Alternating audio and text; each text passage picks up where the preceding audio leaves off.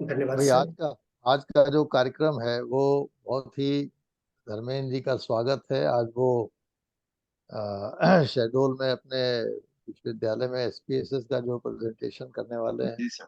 आज जी उसकी mock mock drill यहाँ पे हम लोग देख रहे हैं। आज सुबह धर्मेंद्र ने बताया तभी हम जान पाए सर। हमने कहा ये हम्म। तो अच्छी बात है, बहुत बढ़िया। नहीं, हमने कहा कि एक रिवीजन हो जाएगा और हाँ अच्छा हाँ। रहेगा। कोई चीज होगी तो हम लोग उसको पॉइंट आउट कर सकेंगे कि भाई यहाँ पे थोड़ा सा चेंज कर लीजिए। तो मुझे पूरा विश्वास है कि इन्होंने बड़ी मेहनत किया है, और मेरा तो पूरा विश्वास है कि भले ही वहाँ पे एक से एक दिग्गज लोग आए हुए हैं, हाँ, वाइस चांसलर और डायरेक्टर्स और ये और वो, उस पैनल में धर्मेंद्र जी हैं, but I am very sure कि इनका प्रेजेंटेशन बहुत अच्छा रहेगा। और मेनली ये है कि एसपीएसएस एक सॉफ्टवेयर है जो हम डेटा कलेक्ट करने के बाद एनालिसिस के लिए यूज करते हैं। तो सॉफ्टवेयर को कैसे इंट्रोड्यूस करना है ऑडियंस को, और क्या उनको एक लिमिटेड टाइम में 1-1.5 घंटे का जो समय मिलेगा उसमें कितना बताया जा सकता है जिसको कि वो डाइजेस्ट भी कर लें, और बताने वाले को भी जो एकदम जीरो हो उसको भी कुछ समझ में आ जाए कि हाँ भाई व्हाट इज सॉफ्टवेयर। तो उस एंगल से आज धर्मेंद्र जी को प्रेजेंटेशन करना है। तो now over to Dharmendra ji. बहुत बहुत धन्यवाद सर। पंडित शंभुनाथ शुक्ल की इस पावन धरती को प्रणाम करते हुए, उनकी स्मृति को प्रणाम करते हुए मैं आभार ज्ञापित करना चाहूंगा इस विश्वविद्यालय के आदरणीय कुलपति जी का, जिन्होंने हमें अवसर दिया कि हम centre for the study of society and politics Kanpur की का प्रतिनिधित्व करते हुए आपसे इस राष्ट्रीय वर्कशॉप में मुखातिब हो सके और अपनी संस्था का प्रतिनिधित्व करते हुए एक बहुत ही मौजूद विषय पे, एक बहुत ही महत्वपूर्ण विषय पर अपनी बात रख सके। मूलतः जो विषय हमें प्राप्त हुआ है एसपीएसएस अर्थात statistical package for social sciences, basically एक सॉफ्टवेयर है जो डेटा एनालिसिस के काम आता है। सवाल ये जरूर उठता है कि हम समाज विज्ञानों में, या जो समाज विज्ञान के विषय हैं, जो शोध की एक वर्तमान विधा है, इस वर्तमान विधा में हम इस प्रकार के सॉफ्टवेयर्स को कैसे यूज करें, कितना वो उपयोगी होगा हमारे लिए। और प्रारंभिक अवस्था में, चूंकि आज का ये समय निश्चित रूप से इतना हमको इजाजत नहीं देता कि हम एसपीएसएस को बहुत कुछ सीखने की तरफ लेके जा पाए। जहां तक मैं समझ पाता हूँ कि अगर इस 1 से 1.5 घंटे के सेशन में मैं एसपीएसएस को ठीक ढंग से अगर इंट्रोड्यूस भी कर पाया, और यहाँ उपस्थित ऑडियंस में से कुछ भी अगर एसपीएसएस की तरफ मुखातिब हो पाए, तो मुझे लगता है कि यह सफलता होगी इस वर्कशॉप की भी, मेरी भी, और कुलपति जी का जो एक इच्छा रही है इस वर्कशॉप को आयोजित करने की, निश्चित रूप से वो भी पूरा हो पाएगी। हम अपने प्रेजेंटेशन को शुरू करें इसके पहले आपसे या आयोजक से एक छोटा सा पीपीटी शेयर करने की इजाजत चाहेंगे।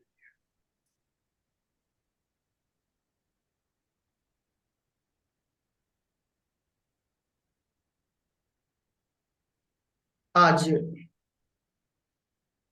इस सेशन में हम लोग जो मूल रूप से बात करने वाले हैं उसमें बेसिकली एसपीएसएस है क्या, हम समाज विज्ञान में एसपीएसएस का प्रयोग क्यों करना चाहते हैं, और फिर हम एसपीएसएस की तरफ जाएंगे कि हम एसपीएसएस का प्रयोग कैसे करते हैं, किन स्थितियों में करते हैं, किस प्रकार से करते हैं।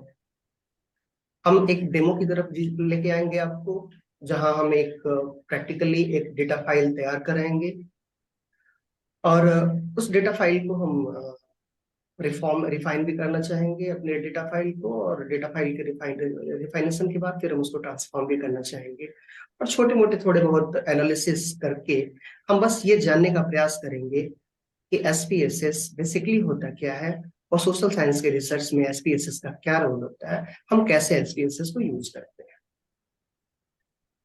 सबसे पहले अगर एसपीएसएस की बात करें, जैसा कि हमने पहले ही बताया कि इसको statistical package for social sciences कहा। इसकी शुरुआत तब होती है, या इसका पहला जो अनुप्रयोग है, ये पहला अनुप्रयोग 1968 के दौरान होता है। 1968 में किया जाता है नॉर्मन एस्नाई और उनके दो मित्रों डेलिस बेंट और सी हैंडले हेल के द्वारा। इस पर्टिकुलर समय पर अगर हम ध्यान दें तो ये कहीं ना कहीं कुछ कहता है। 1968 अर्थात 60s का वो दशक, जिस दशक में समाज विज्ञान के क्षेत्र से बहुत कुछ, कम से कम राजनीति विज्ञान के क्षेत्र में जो बिहेवियरल रेवोल्यूशन है उसका बोलबाला हो चुका है, और कहीं ना कहीं अब उस पर आघात भी लगने शुरू हो गए हैं। इन आघातों के लगने के पीछे कहीं ना कहीं जो कारण रहा होगा वो यही रहा होगा कि शायद वो कैलकुलेशन उस तरह से नहीं हो पा रहे थे जिस तरह से उनको होना चाहिए था, और तभी रेजोल्यूशन पे कहीं ना कहीं आक्षेप लगे। और अब ध्यान इस बात का दीजिए कि 1968 के में जब ये सॉफ्टवेयर इंट्रोड्यूस होता है, और उसके बाद उसी दशक में आक्षेप लगने के बावजूद भी फिर बिहेवियरल रिवोल्यूशन में जो पद्धति शुरू हुई थी एम्पिरिकल स्टडीज की, वो फिर बंद नहीं होती। और हमको लगता है कि इस एक सॉफ्टवेयर के बिना पे फिर वो स्टडीज कंटिन्यू हो जाती हैं, और आज भी वो सारे स्टडीज चल रही हैं जिनको हम एम्पिरिकल स्टडीज कहते हैं। तो कहीं ना कहीं एम्पिरिकल स्टडीज में या सोशल साइंस में एम्पिरिकल स्टडीज को बढ़ावा देने में 1968 का नॉर्मन एस्नाई और उनके दो मित्रों का ये प्रयास बहुत सहयोगी रहा है, बहुत भारी रहा है, बहुत उपयोगी रहा है। दुनिया कमर्शलाइजेशन के पीछे जाती है। 2009 में एक बड़ी कंपनी आईबीएम ने इस सॉफ्टवेयर को परचेस कर लिया था, और उसके बाद से हम इसे आईबीएम एसपीएसएस भी बोलते हैं। कई बार उसके नाम का परिवर्तन हुआ, बट जो मूल यथार्थ है एसपीएसएस का वो आज भी वही बना हुआ है। आज भी ये स्टैटिस्टिकल एनालिसिस के लिए ही काम आता है, और स्टैटिस्टिकल एनालिसिस में ही इसको यूज करते हैं।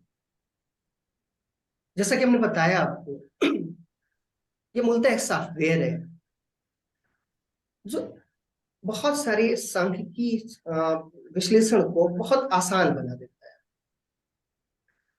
हम अगर कल्पना करें कि 8 तारीख को अंतिम चुनाव की तिथि खत्म हो रही है, 10 तारीख को चुनाव परिणाम आने हैं, और अगर हम ये सोचें कि 9 तारीख को हम कोई कैलकुलेशन कर दें और 9 तारीख को कोई एनालिसिस करके और ये बता दें कि हाँ इसमें क्या होने वाला है, और ये तब की स्थिति में जबकि हमारे पास ऐसा कोई सॉफ्टवेयर नहीं होता, हमको वो सारे कैलकुलेशन मैनुअली करने होते, तो शायद ये चीजें संभव नहीं होती। और इसी वजह से अक्सर हम ये देखते हैं कि जब भी कोई कॉम्प्लेक्स डेटा को एनालाइज करना होता है, जब डेटा सेट बहुत बड़ा हो और उसको एनालाइज करना, छोटे डेटा के एनालिसिस के लिए तो हमारे पास चीजें हैं ही, पर जब बड़े डेटा को एनालिसिस करने की बात आती है तो उस समय निश्चित रूप से एसपीएसएस हमारे लिए बहुत ही कारगर साबित होता है। एसपीएसएस समाज विज्ञान के क्षेत्र में रिसर्चर को एक ऐसी जादुई छड़ी देता है जो उससे जो कुछ भी मांगे स्टैटिस्टिकल मामले में वो तुरंत उसके पास हाजिर कर देता है। अब यहाँ दो चीजें बिल्कुल समझने की हैं कि क्या मांगना है ये रिसर्चर पे डिपेंड करता है, और ये क्या मांगना है ये रिसर्चर को आना चाहिए, और दूसरा जो चीज वो सॉफ्टवेयर दे रहा है उसका उपयोग कैसे करना है ये भी रिसर्चर को आना चाहिए। अगर इसके इंट्रो पार्ट में ही मैं बताऊं कि एसपीएसएस को जब हम खोलते हैं, जब भी सॉफ्टवेयर को हम ओपन करते हैं तो उसके 3 व्यूज दिखाई देते हैं। 2 विंडो खुलता है एक साथ, और एक विंडो में 2 टैब खुलते हैं एक साथ। एक डेटा व्यू होता है, एक वेरिएबल व्यू होता है, और दूसरा आउटपुट व्यू होता है। हम इस पर बाद में बात करेंगे। हम सबसे पहले जानना ये चाहते हैं कि आखिर सोशल साइंसेज में एसपीएसएस का प्रयोग क्यों किया जाता है। जब भी हम सामाजिक शोध के क्षेत्र में उतरते हैं तो अजीब सी स्थिति होती है हमारी। हम इसी ज्ञान जगत से अर्थात इसी यूनिवर्स में रहते हुए यूनिवर्स की घटनाओं से, यूनिवर्स की चीजों से खुद को का ज्ञान लेते हुए, अपने ज्ञान वर्धन करते हुए, और फिर उसी यूनिवर्स के ज्ञान में कुछ ऐड करना होता है, कुछ नई चीज खोजनी होती है हमें, या फिर कुछ एग्जिस्टिंग फैक्ट के साथ ही कुछ ऐड करना होता है हमें। इस पूरी प्रक्रिया में हम बहुत सारे फेजेस से गुजरते हैं। हम सबसे पहले अपना रिसर्च एरिया डिफाइन करते हैं, हम अपना एक्चुअल रिसर्च क्वेश्चन देखते हैं, हम उससे संबंधित लिटरेचर खोजते हैं, और तब जाके हमने फाइनल करना होता है कि हम किस मेथड के साथ जा रहे हैं। यही हमारा मेथड डिसाइड हो जाता है। अब यहाँ के बाद ये तय हो जाता है कि सचमुच हमारे रिसर्च वर्क में एम्पिरिक्स आएगा या नहीं आएगा। और अगर एम्पिरिक्स आएगा तो वहां पे डेटा कलेक्शन निश्चित रूप से हमको कहीं ना कहीं न्यूमेरिकल्स के ऑर्डर में हमको खोजना होता है, करना होता है। डेटा कलेक्शन के बाद फिर डेटा एनालिसिस का फेज आता है हमारे हमारे पास, और एनालिसिस के बाद फिर हम अपना कंक्लूजन ड्रा करते हैं, और कंक्लूजन ड्रा करने के बाद हम फर्दर रिसर्च क्वेश्चन, एक कोई अपने कंक्लूजन के साथ ही साथ, ऐसा नहीं कि रिसर्च कोई अंतहीन प्रक्रिया है कि अब इसके बाद कोई रिसर्च नहीं होगा, तो हमारा रिसर्च किसी न किसी फर्दर रिसर्च क्वेश्चन पर ही खत्म होता है। सामान्यतः ऐसा होता है। इसको हम पूरे रिसर्च साइकिल कहते हैं, जो हर प्रकार के रिसर्च में आता है, सोशल साइंस में भी आता है और नेचुरल साइंस में भी आता है। इस दो फेज में, जिसको हम डेटा कलेक्शन और डेटा एनालिसिस कहते हैं, मेथड के बाद वाला जो दो फेज है, ये किसी भी शोध का सबसे कठिन और सबसे महत्वपूर्ण फेज है। ये फेज बहुत कठिन हो जाएगा अगर हमारे पास एनालिसिस के लिए, हमारे पास कलेक्शन के लिए हमारे पास सॉफ्टवेयर का सहारा ना हो। इसलिए हम इन दोनों ही फेजेस पे कहीं ना कहीं एसपीएसएस या एसपीएसएस जैसे ही कुछ दूसरे सॉफ्टवेयर्स हैं, हम उनका प्रयोग करते हैं। सामान्यतः हम लोग एक्सेल का भी प्रयोग करते रहे हैं, लेकिन एक्सेल में बहुत सारे ऐसे कमांड्स नहीं है जो ऑटोमेटेड है। एक्सेल में हमको फार्मूला खुद से डिराइव करना होता है।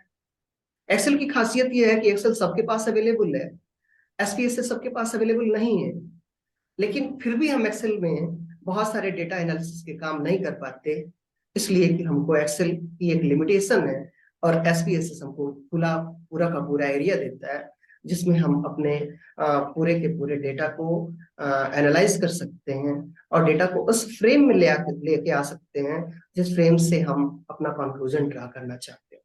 मेरे कहने का मतलब ये है कि हमारी शोध यात्रा में जो दो महत्वपूर्ण फेजेस हैं, डेटा कलेक्शन का और डेटा एनालिसिस का। एक सवाल उठ सकता है कि आप डेटा कलेक्शन में एसपीएसएस का रोल कहाँ देखते हैं। मैं बाद में उस पर भी चर्चा करूंगा। निश्चित रूप से डेटा कलेक्शन के फेज में भी एसपीएसएस का रोल होता है, और हम डेटा एनालिसिस जब करते हैं तो एनालिसिस में तो एसपीएसएस का रोल होता है।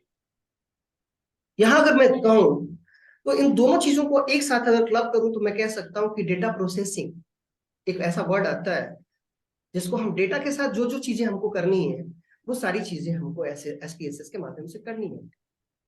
हम क्या करते हैं बेसिकली डेटा, हमने एक सवाल किया था यहाँ पे कि why SPSS in social science research, और उसका एक छोटा सा लाइन का जवाब है कि हम चाहते हैं कि हम डेटा का प्रोसेसिंग कर सकें, एग्जैक्ट कर सकें, और कम समय में कर सकें, सुविधाजनक तरीके से कर सकें। इसके लिए हम एसपीएसएस का प्रयोग करते हैं। डेटा प्रोसेसिंग में करना क्या होता है, सब लोग जानते हैं कि हम वैलिडेशन करते हैं डेटा का, सॉर्टिंग करते हैं डेटा का, समराइजिंग करते हैं डेटा का, एग्रीगेशन करते हैं डेटा का, क्लासिफिकेशन करते हैं, और फिर एनालिसिस करते हैं।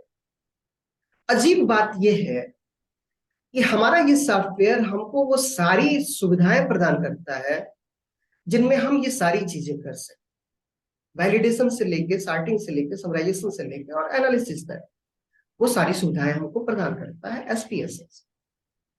एसपीएसएस के माध्यम से हम अपने डेटा के साथ पूरी तरह से खेलने की स्थिति में आ जाते हैं, जहां हम जितना अपना दिमाग लगा सकते हैं दिमाग लगा लें, और डेटा से जितनी चीजें लेना चाहें उतनी चीजें हम ले सकते हैं। इतना एबल बनाता है हमको एसपीएसएस डेटा के मामले में। हम यहाँ पे चर्चा करने जा रहे हैं एसपीएसएस के माध्यम से हम कैसे डेटा के साथ कौन कौन से प्रोसेस कर पाते हैं, और एसपीएसएस का प्रयोग हम सोशल साइंस के रिसर्चेस में कहां से शुरू करते हैं और कहां तक कर सकते हैं और कैसे कैसे कर सकते हैं। सिंगल चार्ट से इसको हम समझने का प्रयास करते हैं। हम यहां मान ले रहे हैं कि डेटा कलेक्शन के लिए जो टूल था, तो उनका मतलब हमें निश्चित रूप से कुछ सर्वेस करने होंगे, तभी तो डेटा आएगा। सर्विस के लिए हमने क्वेश्चनर तैयार कर लिया है। हमारी टीम ने या हमने अपने रिसर्च के फील्ड में जितने भी क्वेश्चन थे हमने तैयार कर लिया था उनको। उन क्वेश्चंस के अकॉर्डिंग हमने अपना इंटरव्यू शेड्यूल कर लिया है। इंटरव्यू हमारा पूरा हो चुका है, हमारे क्वेश्चनर फीडेड क्वेश्चनर हमारे पास आ चुके हैं, हम ये मानते हैं। साथ ही साथ मैं यहाँ पे एक सजेस्ट और करूंगा कि जब भी कोई क्वेश्चनर तैयार करे तो क्वेश्चनर के साथ साथ कोड बुक भी जरूर तैयार करें। इसलिए कि एसपीएसएस या एक्सेल कहीं भी जब भी हम अपना रिस्पांस को फीड कर रहे हो, तो रिस्पांस फीडिंग के पहले ये जरूरी है कि हम अपने डेटा को कोड कर लें। अगर कोड नहीं करेंगे तो फिर डेटा फीडिंग में हमको बहुत सारी कठिनाई आने वाली, हो तो जाएगी लेकिन कठिनाई बहुत है। इसलिए ये जरूरी होता है कि डेटा फीडिंग के पहले ही हमारे पास एक कोड बुक हो और उस कोड बुक को कंसल्ट करके हमने अपने क्वेश्चनर को कोड कर लिया हुआ है। हम यहाँ ये एज्यूम करके चलते हैं, हम यहाँ ये मान के चल रहे हैं कि डेटा फीडिंग के पहले तक का सारा काम हो चुका है और अब हमें डेटा फीडिंग से आगे बढ़ना है। हम अपने सॉफ्टवेयर के साथ आगे बढ़ना चाहते हैं। तो बेसिकली 3 स्टेजेस होंगे हमारे इस एसपीएसएस के साथ। एक तो जो भी रिस्पॉन्सेज आए हैं लोगों के हमारे क्वेश्चनर्स पे, उन रिस्पॉन्सेज को हम एक नंबर देंगे, जैसा कि हमने डेटा को कोड करने की बात करी। उस कोड करने के बाद हम एक डेटा फाइल क्रिएट करेंगे। जो पहला एक तरह से जुड़ाव होगा एसपीएसएस का हमारे डेटा के साथ, हमारे रिसर्च के फेज में या रिसर्च में हमारा एसपीएसएस शामिल होगा इस पहले चरण पे। हमने एक बार कही थी बात कि डेटा कलेक्शन के फेज में भी हम एसपीएसएस को कैसे यूज कर सकते हैं। तो उसको यूज करने के लिए एक चीज ये होगी कि जब हम अपना क्वेश्चनर बना रहे हो तभी हम अपने डेटा फाइल को क्रिएट कर लें और क्वेश्चनर ही हमारा उसी क्रम में हो जिस क्रम में हमारा डेटा फाइल तैयार हुआ है। थोड़ा सा आसानी हो जाती है अगर हमारे पास पहले से क्वेश्चनर फीड है अपने एसपीएसएस की फाइल में। तो अगर नहीं भी है तो यहाँ पे हमारे पास रिस्पांस आ गया है, हमने ये अज्यूम किया कि सारे रिस्पांसेज आ चुके हैं, बहुत सारे लोगों के जो क्वेश्चनर्स थे वो सब कुछ हमारे पास आ चुका है। अब यहाँ पे जब रिस्पांस आते हैं तो वो 2 तरह से आ सकते हैं। रिसर्चर के पास जो लोगों का रिस्पांस है वो 2 तरह से आ सकता है। एक तरीका ये हो सकता है कि सारे के सारे कोडेड क्वेश्चनर आपके पास आ जाए, और दूसरा तरीका ये हो सकता है जैसा कि अक्सर ही बड़े जो रिसर्च प्रोजेक्ट्स होते हैं, जो बड़ी रिसर्च स्टडीज होती हैं, तो सामान्यतः उसमें सारे के सारे क्वेश्चनर रिसर्चर को नहीं भेजे जाते। जो क्वेश्चनर पे रिस्पॉन्सेज होते हैं उनका कोड करके और उसको नॉर्मल एक्सेल की सीट में डाल दिया जाता है और एक्सेल की सीट ही ट्रांसफर कर दी जाती है रिसर्चर को। रिसर्चर की रिस्पॉन्सिबिलिटी बन जाती है कि वो एक्सेल फाइल से अपने एसपीएसएस की फाइल क्रिएट करे। मेरे कहने का ये मतलब कि जिस फेज में एसपीएसएस हमारे रिसर्चर के साथ जुड़ रहा है अर्थात डेटा फाइल क्रिएट कर रहा है, डेटा फाइल के क्रिएशन के 2 तरीके हो गए। एक तरीका वो जिसमें कुछ अन्य सॉफ्टवेयर से या कुछ अन्य स्प्रेडशीट पे डेटा का पूरा एक कंबाइंड शीट भरा हुआ है पहले से और उसके थ्रू हमको अपनी डेटा फाइल क्रिएट करनी है। और दूसरा तरीका ये है कि हमारे पास सारे के सारे क्वेश्चनर रखे हुए हैं अर्थात रॉ डेटा रखा हुआ है और हमको उसके माध्यम से अपना डेटा फाइल क्रिएट करनी है। जब हमारे पास किसी स्प्रेडशीट में है हम मान के चल रहे हैं कि हमारा डेटा फाइल एक्सेल सीट में है और वहां से हमको अपने एसपीएसएस डेटा फाइल को क्रिएट करना है। उस परिस्थिति में हमको इंपोर्ट करना होता है, अर्थात ऑलरेडी एक जगह है, हमने उसको इंपोर्ट किया और इंपोर्ट करके अपनी डेटा फाइल क्रिएट की। जो दूसरा तरीका होता है वो तरीका होता है रॉ डेटा का। रॉ डेटा अर्थात क्वेश्चनेयर के फॉर्म में हमारे पास चीजें आई हैं, हमने उसको कोड किया हुआ है और अब उस कोड को हम चाहते हैं कि हम अपने एसपीएसएस डेटा फाइल को क्रिएट करें उस कोड के माध्यम से।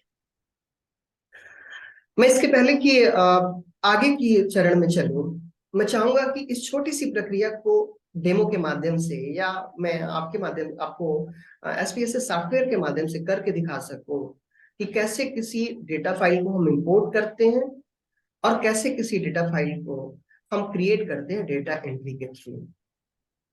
बाद के सारे चरण की जो डेटा मॉडिफिकेशन है या ट्रांसफॉर्मेशन है या डेटा एनालिसिस का जो पार्ट है, हम उस पर बाद में बात करेंगे। अभी फिलहाल हम एसपीएसएस की डेटा फाइल कैसे क्रिएट करते हैं हम उस पर बात करने जा रहे हैं, हम उसका डेमो करने जा रहे हैं। तो अभी इसको हम थोड़ा सा बंद करते हैं और बंद करने के बाद हम एसपीएसएस का अपना सॉफ्टवेयर खोलते हैं।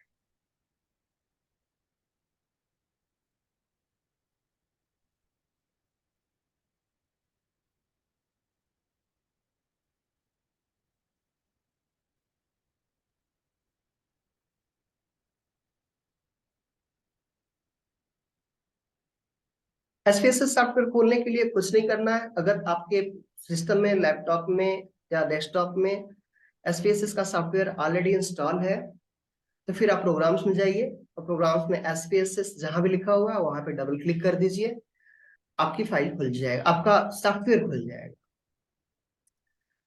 यहाँ ध्यान दीजिएगा, ये ब्लैंक फाइल है। अभी अभी वो फाइल नहीं है इधर में। अभी इसको पहले स्क्रीन शेयरिंग बंद करो इसकी, तब आएगी वो। हाँ।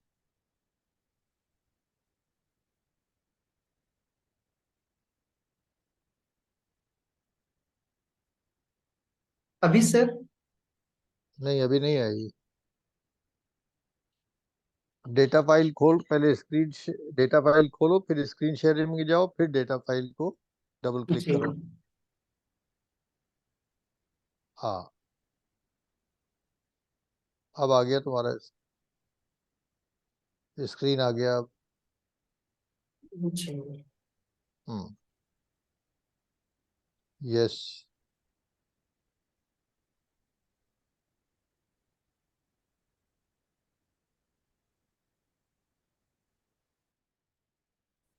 बहुत स्लो हो गया सर सिस्टम में बहुत। कोई बात नहीं, कोई बात नहीं। खुल रहा है, खुल रहा है। जी जी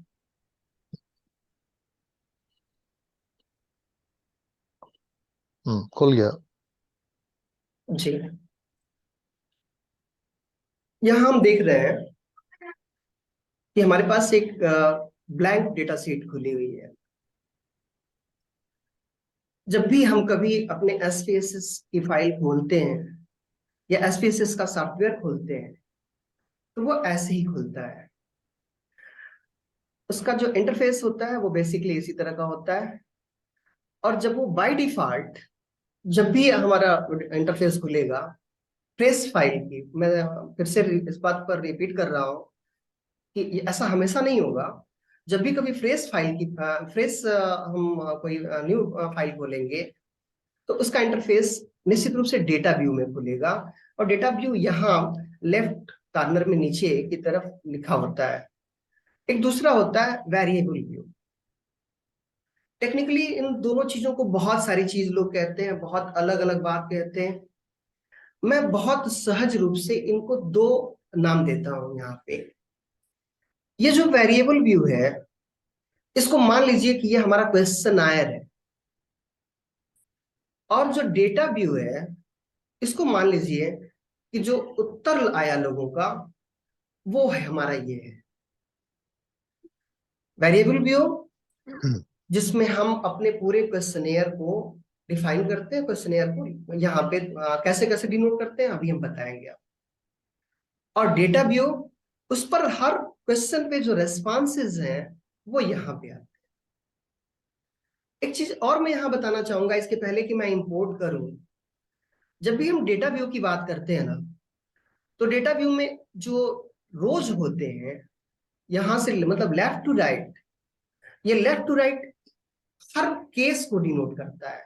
अर्थात एक क्वेश्चनर की जितनी फीडिंग है वो हम ऊपर से नीचे की तरफ नहीं करेंगे। जब भी हमको अपने क्वेश्चनर की फीडिंग करनी होगी तो हमको लेफ्ट टू राइट करना होगा।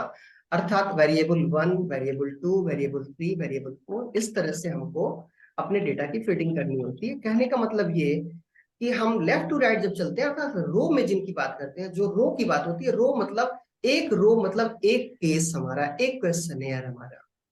और जब कॉलम की बात करते हैं हम, तो कॉलम का मतलब होता है एक वेरिएबल, अर्थात एक वेरिएबल पे जितने लोगों का रिस्पॉन्स है वो उसके नीचे आता है। अर्थात जब भी हमको डेटा फीड करना होगा तो हम अपने डेटा फीड करने के लिए हमेशा लेफ्ट टू राइट चलेंगे, टॉप टू बॉटम नहीं चलेंगे। हमेशा ये ध्यान देना होगा अपने डेटा फाइल के क्रिएशन के। बट यहाँ हम बात कर रहे थे कि हम इंपोर्ट के थ्रू अपने डेटा फाइल को कैसे क्रिएट करते हैं। अर्थात जब हमको फाइल इंपोर्ट करनी है, अर्थात कहीं ना कहीं हमने डेटा फाइल को बनाया हुआ है लेकिन वो किसी दूसरे फ्रेम में, वो एसपीएसएस के फ्रेम में नहीं है, एसपीएसएस के फॉर्मेट में नहीं है। हालांकि बहुत तरह की फाइल इंपोर्ट की जाती हैं, बट यहाँ पे मैं केवल एक्सेल की फाइल को इंपोर्ट करना बताऊंगा आपको, इसलिए कि सामान्यतः लोग एक्सेल में ही काम करते हैं। एक्सेल की फाइल को इंपोर्ट करने से पहले कुछ जो बेसिक चीजें हैं मैं उनको जरूर बताना चाहूंगा कि जब भी कभी हम एक्सेल की फाइल को इंपोर्ट करने जा रहे हो तो कुछ चीजों पर हमारी नजर जानी चाहिए। जैसे कि हमारे एक्सेल सीट पे जो हेडर हो, हेडर हमेशा एक वर्डिंग स्टाइल में हो, अल्फाबेट हो, और वो अल्फाबेट में कहीं कोई स्पेस ना हो। बेसिकली एसपीएसएस वेरिएबल नेम में स्पेस अलाउ नहीं करता। एक चीज और, जब भी हम अपनी फाइल इंपोर्ट कर रहे हो तो फाइल इंपोर्ट करते समय जिस एक्सेल फाइल को हम इंपोर्ट कर रहे हो उस एक्सेल फाइल में जब हमने उसको कोड कर लिया हो तो कोड करने के बाद फिर अंदर कोई अल्फाबेटिकल कोई चीज ना हो, हर चीज न्यूमेरिक ही कर दी गई हो। ये भी जरूर ध्यान देना है हमको। अर्थात हम कोडेड सीट को ही एक्सेल से यहाँ इंपोर्ट कर सकते हैं। हेडर होना चाहिए उसमें, और हेडर बिल्कुल अल्फाबेटिक में होना चाहिए। कोई भी हेडर की शुरुआत न्यूमेरिक नहीं होनी चाहिए। कुछ बेसिक कॉन्सेप्ट हैं हमको डेटा फाइल को इंपोर्ट करने के लिए, ये जानना जरूरी है। अगर हम ऐसा नहीं करते तो फिर हम कुछ भी करेंगे, हमारी डेटा फाइल इंपोर्ट नहीं हो। अर्थात डेटा फाइल न्यूमेरिक हो, जो हेडर हो उसका अल्फाबेट में हो, उसकी शुरुआत निश्चित रूप से कभी भी अल्फा न्यूमेरिक ना हो, मतलब अल्फा न्यूमेरिक नहीं होना चाहिए, सॉरी अल्फा न्यूमेरिक हो सकता है लेकिन शुरुआत उसकी न्यूमेरिक नहीं होगी। अर्थात जो भी शुरुआत होगी वेरिएबल नेम की या हेडर की एक्सेल की, वह निश्चित रूप से अल्फाबेट में होगी। बीच में कोई स्पेस नहीं होगा और बीच में कोई स्पेशल कैरेक्टर नहीं होगा। हालांकि एसपीएसएस अंडर स्कोर को अलाउ करता है। अगर बीच में कोई अंडर स्कोर आता है, आपको लगता है कि दो वेरिएबल्स के बीच में सॉरी एक वेरिएबल के नेम के बीच में कोई दो शब्द आ रहे हैं, तो उनको अगर आप चाहें तो अंडर स्कोर से जोड़ सकते हैं। ये फैसिलिटी अभी आई है, पहले नहीं थी। पहले केवल 8 कैरेक्टर तक ही वेरिएबल नेम में अलाउ था, अब उस कैरेक्टर को बढ़ाया गया है और ये फैसिलिटी भी दी गई है कि अगर आप चाहें तो अंडर स्कोर से दो वर्ड को एक साथ कनेक्ट कर सकते हैं। बट किसी भी कंडीशन में अगर स्पेस है तो आप ना तो क्रिएट करते समय और ना ही इंपोर्ट करते समय आप डेटा फाइल नहीं बना सकते हैं। फिलहाल हम मान के चलते हैं कि हमारे पास कोई एक डेटा फाइल है एक्सेल की और हमको उसको इंपोर्ट करना है। हम कैसे करेंगे? हमको उसको करने के लिए हम ओपन करेंगे और ओपन डेटा। सबसे पहले हम कहाँ गए?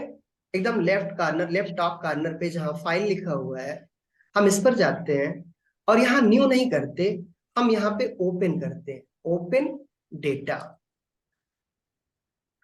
अब यहां से हमसे पूछ रहा है कि आपका डेटा है कहाँ। कहां से आप ले आना चाहते हैं। तो हमने अपना मान लीजिए डेटा रखा हुआ है, डेस्कटॉप पे रखा हुआ है, और डेस्कटॉप पे एक फाइल है हमारी जिसको हमने वर्कशॉप के नाम से बनाया हुआ है। अब यहाँ देखिए, चूंकि दूसरी ये एसपीएसएस की फाइल को उठा रहा है, क्यों? इसलिए कि हम किस टाइप की फाइल को उठाना चाह रहे हैं यहाँ लिखा हुआ है, और इसमें एसपीएसएस ही लिखा हुआ है। तो जब हम एक्सेल की फाइल को उठाना चाहेंगे तो यहाँ पे हमको इसको चेंज करना होगा, और हमको दिखना होगा कि एक्सेल यहाँ पे लिख देते हैं, और फिर देखते हैं कि जिस जिस लोकेशन पे से हमने फाइल उठा रहे हैं उस लोकेशन पे फाइल का नाम क्या है। तो यहाँ पे हमने लिखा हुआ है शामली, और ये एक्सेल के फॉर्मेट की ही फाइल है। हमने यहाँ पे क्लिक किया और फिर ओपन कर दिया। अब ये फाइल इंपोर्ट हो रही है।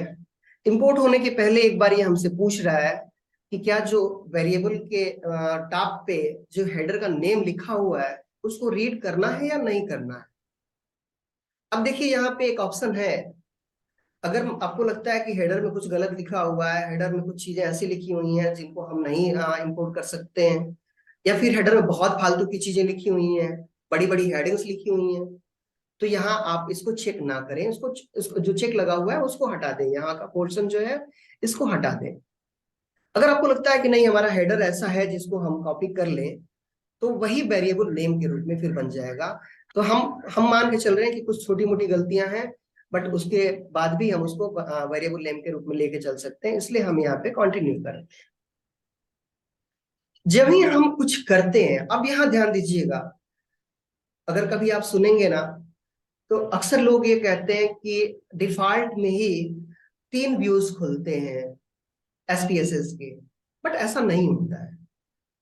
जब तक आप एसपीएसएस की फ्रेश फाइल में कोई एक्टिविटी नहीं करते तब तक आउटपुट व्यू नहीं खुलता है, सिंपल व्यू खुलता है।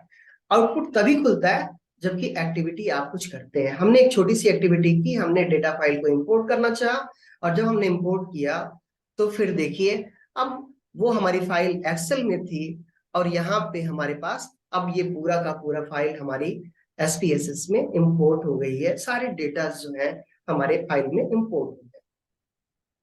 यहां ध्यान ये दीजिएगा कि डेटा तो हमारा इंपोर्ट हो गया, बट क्या वेरिएबल व्यू में कुछ दिखाई दे रहा है?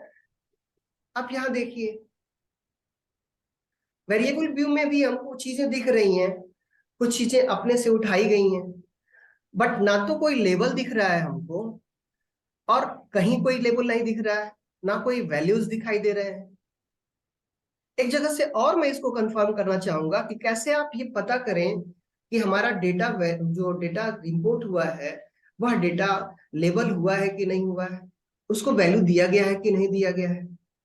उसके लिए यहाँ पे एक आइकन होता है लेबल का, ये एक छोटा सा एड ऑन के नीचे एक लेबल होता है वैल्यू लेबल का, ठीक है।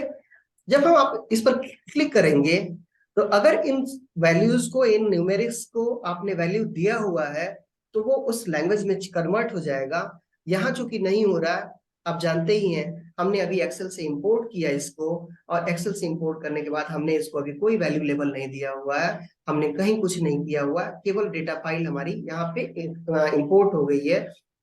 इंपोर्ट होने का मतलब कि अब हमको डेटा एक एक क्वेश्चनर का जो डेटा है वो नहीं फीड करना पड़ेगा, वो आ चुका है। अब हमको करना क्या होगा, अब हम आते हैं यहाँ पे वेरिएबल व्यू में। वेरिएबल व्यू में आने के बाद अब यहाँ पे चीजों को, वेरिएबल्स को डिफाइन करना होता है। इस डिफाइन करने के बाद ही आगे हम कोई भी काम कर सकते हैं। जब तक हम वेरिएबल डिफाइन नहीं करते तब तक हम एसपीएसएस के साथ कोई भी कैलकुलेशन कर पाने की स्थिति में नहीं होते हैं। एसपीएसएस में वेरिएबल डिफाइन करने के पहले एक छोटी सी चीज मैं और बताना चाहूंगा। वो चीज ये होती है कि वेरिएबल टाइप और स्केल, मेजरमेंट ऑफ स्केल या स्केल ऑफ मेजरमेंट, ये दो चीजों का हमको ज्ञान होना चाहिए, और ये दोनों चीजें वेरिएबल से डिफाइन होती हैं। तो यहां हमने देखा कि फेज, और फेज के बाद ये लिखा हुआ न्यूमेरिक। न्यूमेरिक तो यहाँ जब हम यहाँ पे देखेंगे तो यहाँ 3 डॉट्स है। 3 डॉट पे जब हम क्लिक करते हैं, और ये हमको करना ही होगा, हर वैल्यू को हमको, हर वेरिएबल को हमको डिफाइन करना है। डिफाइन करने के लिए जब हम इस 3 डॉट पे क्लिक करते हैं तो यहाँ पे हम बहुत, एक डायलॉग बॉक्स खुलता है, और इस डायलॉग बॉक्स में बहुत सारी चीजें हैं, न्यूमेरिक है, कॉमा है, डॉट है, साइंटिफिक नोशन है, डेट है, बहुत सारी चीजें। But as a social science researcher हमारा वास्ता 2 चीजों से पढ़ने वाला है, एक तो न्यूमेरिक से और दूसरा स्ट्रिंग से। स्ट्रिंग का मतलब तब होता है जब हमारी कैटेगरी जो आंसर है, आंसर हमारा अल्फाबेट में है, अर्थात एबीसी में। और न्यूमेरिक का मतलब तब होता है जब हमारा आंसर न्यूमेरिकल है 1 to 3 में। जैसे यहाँ पे हमने फेज लिखा है, फेज को मान लीजिए हमने यहाँ पे 1 लिखा हो तो 1 तो 1 में आ जाएगा, लेकिन यहीं पे अगर हम लिखते हैं कि प्रथम चरण में, तो फिर क्या आ जाता, प्रथम को हम फर्स्ट नहीं लिखते अगर, तो फिर ये स्ट्रिंग होता। लेकिन यहाँ ध्यान देने की ये भी बात है कि जो भी डेटा स्ट्रिंग के थ्रू जाएगा, इनपुट किया जाएगा या हम फीड करेंगे स्ट्रिंग के थ्रू, उसका कोई बाद में चल के एनालिसिस नहीं होगा। एसपीएसएस उसको कोई एनालिसिस में नहीं लेता है स्ट्रिंग डेटा को।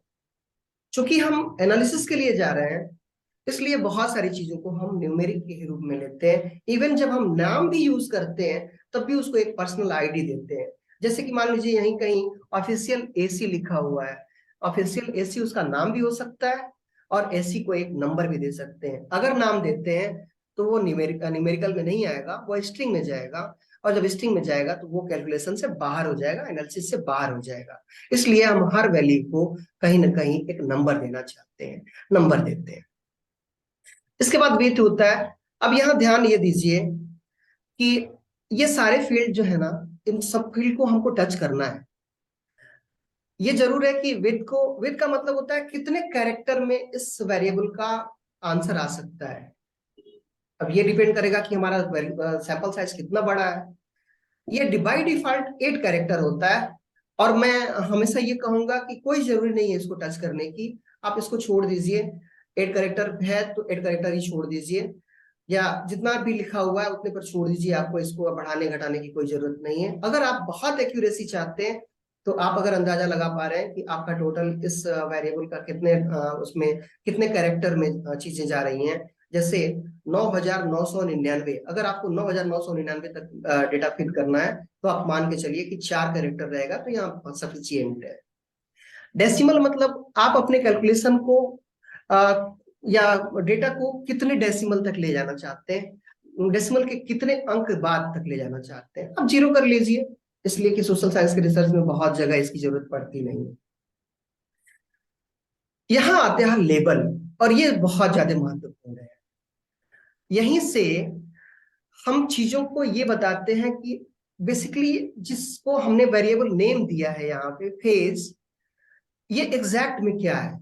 और यहाँ आप पूरी तरह से फ्री हैं, आप अपने पूरे क्वेश्चन को लिख सकते हैं। जैसे कि हमने यहाँ लिखा कि phase number of the 2022 UP assembly election. सबसे बेहतर तरीका इसका यही है कि लेवल करते समय हम जितना जो भी हमारा क्वेश्चन है आ रहा है, क्वेश्चनर का जो क्वेश्चन है, हम उस पूरे के पूरे क्वेश्चन को यहाँ पे डिनोट कर दें। और साथ ही साथ एक और बेहतर प्रैक्टिस के लिए मैं बताना चाहूंगा कि जब हम इसको यहाँ लिख रहे हो पेज नंबर, तो इसके पहले जो भी हमारा क्वेश्चन हो चाहे जो भी साइन हो, हम उसको भी यहाँ पे नोट करें। जैसे क्वेश्चन नंबर 1 और डबल डॉट लगा दिया हमने, कोलन लगा दिया, और कोलन लगा के फिर इसको बढ़ा लिया। इसमें हम चाहे जो लिखना चाहें, स्पेशल कैरेक्टर लिखना चाहें, जैसे भी जो भी लिखना चाहेंगे हम उसको लिख सकते हैं। अब यहाँ आता है वैल्यू। वैल्यू का मतलब ये कि फर्स्ट फेज को आपने, जैसे मान लीजिए आपने यहाँ लिखा 1, और इसको आपने कहा कि ये है फर्स्ट फेज। 1 हम लेबल कर रहे हैं। लेबल करने का मतलब जो भी हमारी आंसर कैटेगरी है, आंसर कैटेगरी का जो रिस्पांस है, रिस्पांस को हम कोड क्या दिए हैं। हमने यहाँ पे 1 नंबर को हमने फर्स्ट मान लिया, फर्स्ट फेज है। हमने 2 नंबर को सेकेंड लिख दिया, हमने ऐड कर दिया।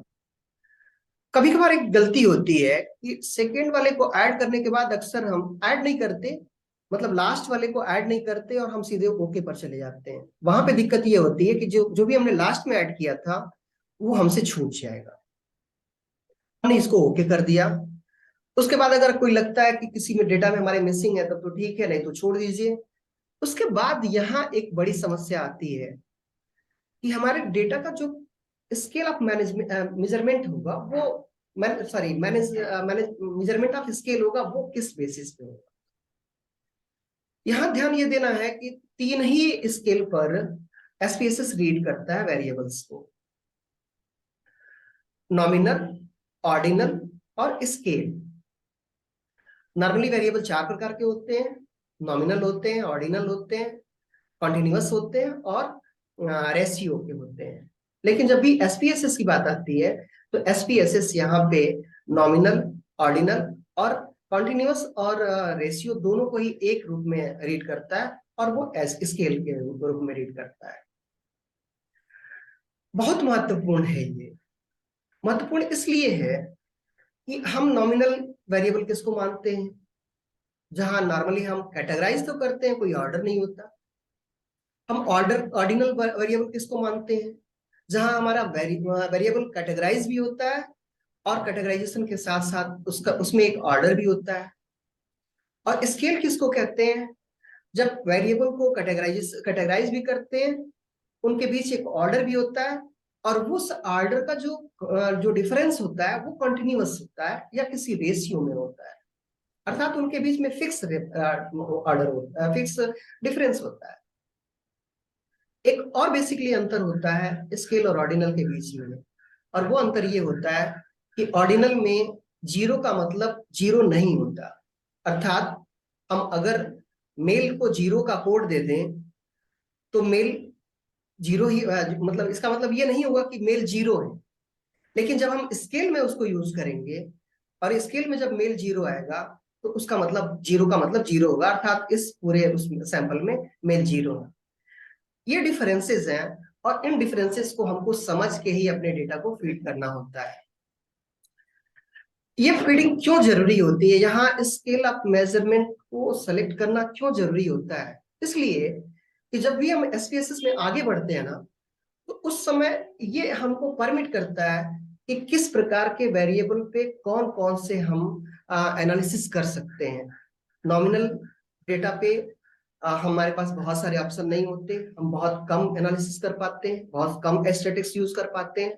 ऑर्डिनल में उससे कुछ ज्यादा कर पाते हैं, लेकिन स्केल में हम फ्री होते हैं। पूरे के पूरे जो भी हमारा सिस्टम है एसपीएसएस का, उसमें से मैक्सिमम जो टेस्ट है, मैक्सिमम स्टैटिक्स है, वो स्केल पर अप्लाई होती है। इसलिए बहुत बार ऐसा किया जाता है कि हम अपने डेटा को बाद में ट्रांसफॉर्म करते हैं और ट्रांसफॉर्म करके उसको स्केल के फॉर्म में लेके आते हैं और तब उस पर आगे बढ़ते हैं। इस तरह से हम अपने डेटा को फीड करते हैं। डेटा हमने इंपोर्ट किया और इंपोर्ट करने के बाद हमने डेटा को अब वैल्यू दिया। फर्क क्या हुआ, अब देखिए कुछ परिवर्तन नजर आ रहा है क्या। हम इसको डेटा व्यू में लेके जा रहे हैं। डेटा व्यू में अभी आप देख रहे हैं कि सेंटर कोड और ऑफिशियलिटी, यहाँ एक चेंज आया है आपको फेस, अगर ये दिख रहा हो तो।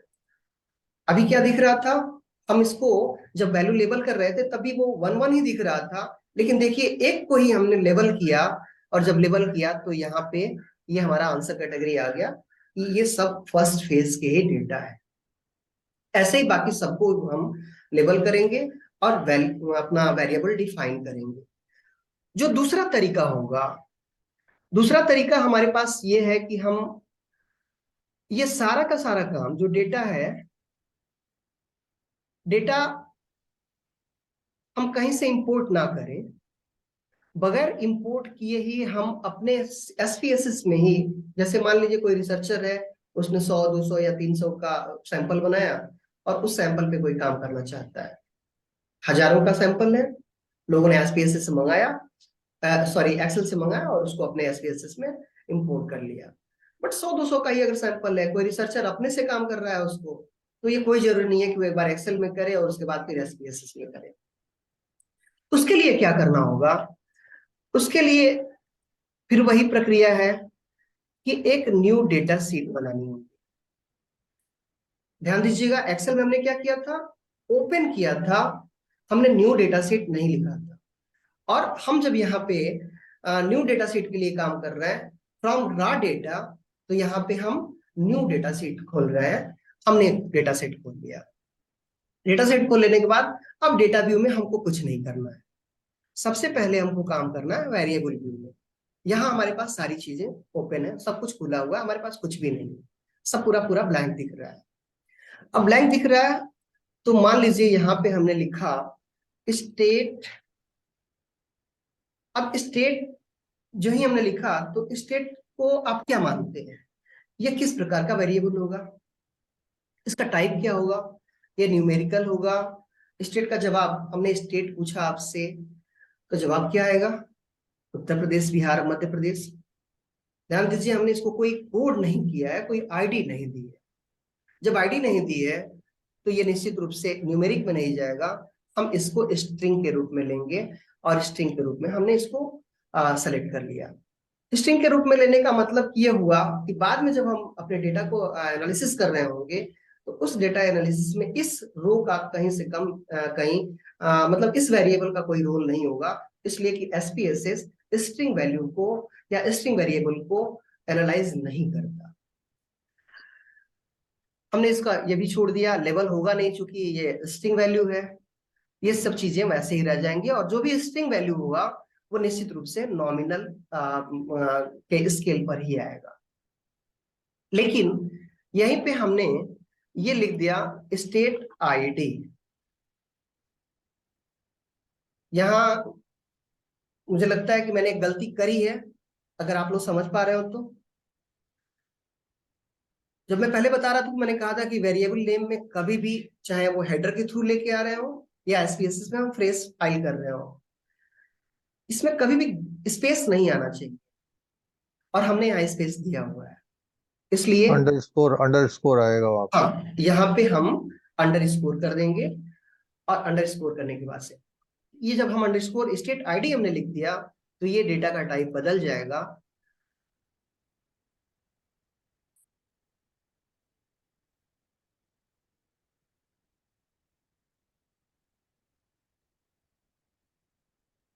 और ये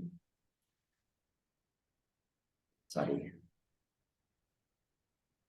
स्टेट आईडी, और ये न्यूमेरिकल हो जाएगा, न्यूमेरिक हो जाएगा। ओके, अब स्टेट आईडी के बाद अब यहाँ पे हमारे पास लेबल करने के लिए हमने यहाँ पे नेम ऑफ द स्टेट लिख दिया। और अब हम इसको वैल्यू दे सकते हैं। वैल्यू देने का मतलब कि हम हर स्टेट को एक उसका कोड दे रहे हैं। 1 is equal to UP, and 2 is equal to Bihar, and so on. हमने इसको भी कर लिया। अब यहाँ पे मिसिंग जब हम आपको रिफाइन की बात करेंगे उस समय हम बताएंगे। यहाँ ये चीज ध्यान देने की है कि अगर कोई सेल डेटा फीड करते समय अगर कोई भी सेल ब्लैंक रह जाता है, तो एसपीएसएस उसको सिस्टम मिसिंग के रूप में ही एक्सेप्ट करता है। हमने इसको मिसिंग छोड़ दिया, कॉलम भी छोड़ दीजिए, अलाइनमेंट भी छोड़ दीजिए, इसको करने की जरूरत नहीं, वो अपने आप से ले लेता है। इस डेटा को हम क्या बोलेंगे? हम इसको वैल्यू दे रहे हैं, हम इसको ऑर्डिनल बोल सकते हैं। ठीक है, ऐसे ही हम अपनी एक पूरी डेटा शीट तैयार कर सकते हैं, जो डेटा शीट हमारी क्रिएट हो जाएगी। अब डेटा शीट क्रिएट करने के बाद हमने वेरिएबल डिफाइन कर लिया। हमने हर वेरिएबल को लेबल दे लिया, उसको वैल्यू दे लिया। वैल्यू देने का मतलब कि हमने अपना क्वेश्चन भी भर लिया, हर क्वेश्चन को एक आईडी दे लिया अर्थात वेरिएबल नेम के रूप में, और हर क्वेश्चन के जो आंसर कैटेगरीज हैं उन आंसर कैटेगरीज को हमने वैल्यूज में लेबल कर लिया। ये हमारा काम हो गया वेरिएबल व्यू का। अब हम खोलते हैं अपना डेटा व्यू। हमने एक ही वेरिएबल लिया था, इस नाते यहाँ एक ही चीज खुल रहा है। अब यहाँ पे मान लीजिए कि रेस्पोंडेंट नंबर, या फिर हम यहाँ पे लिखते हैं जेंडर। जेंडर, सॉरी यहाँ हम स्पेस दे दिए थे।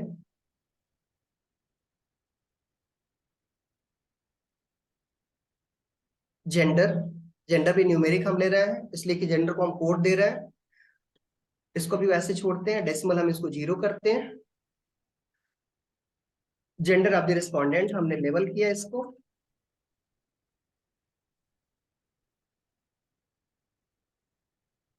हम इसको वैल्यू दे रहे हैं, वैल्यू दे रहे हैं 1, 1 is equal to male, and 2, 2 is equal to female. हमने इसको ऐड कर दिया। अब देखिए हमारे दो वेरिएबल का एक हमारा डेटा व्यू, डेटा सीट तैयार हो गया। एक स्टेट आईडी और दूसरा जेंडर। अब इसमें हम डेटा भरते हैं। स्टेट आईडी जैसे मान लीजिए हमने पहला हमारा रिस्पोंडेंट 2 था और जेंडर इसका 1 है। फिर पहला दूसरा जो है वो 1, स्टेट आईडी उसका 1 है और ये 2 है। इसका क्या मतलब हुआ? दो चीजें हमको दिखाई देती हैं यहाँ कि पहला जो हमारा रिस्पोंडेंट है वो बिहार से है और मेल है। जो दूसरा हमारा रिस्पोंडेंट है वो यूपी से है और फीमेल है। ऐसे जो भी हमारे रिस्पॉन्सेज हैं वो हमारे डेटा व्यू में, हमारे डेटा सीट में क्रिएट हो जाएंगे, और डेटा सीट में क्रिएट होने के बाद हम इसको सेव करेंगे। और जब भी सेव करेंगे तो हम सेव एज, और इसको SPSS स्टार SAV, हमेशा ध्यान दीजिएगा कि अगर ये फाइल फॉर्मेट चेंज हो गया तो फिर हम SPSS को सेव नहीं कर पाएंगे। इसलिए हम इसी व्यू में, इसी फॉर्मेट में इसको सेव करेंगे और सेव करने के बाद हम आगे बढ़ेंगे। ये हमारा पहला स्टेज होगा जिसको हम डेटा क्रिएशन बोलते हैं, डेटा फाइल क्रिएशन बोलते हैं। हम अब आगे बढ़ेंगे सेकेंड फेज की तरफ। हम इसको सब डिलीट मार रहे हैं, बंद करते हैं।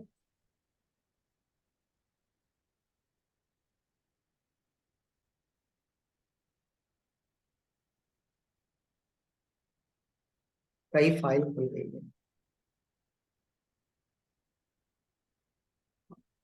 फिर हम आते हैं अपने स्लाइड की तरफ। हमने दो तरह से अपनी डेटा फाइल क्रिएट कर ली।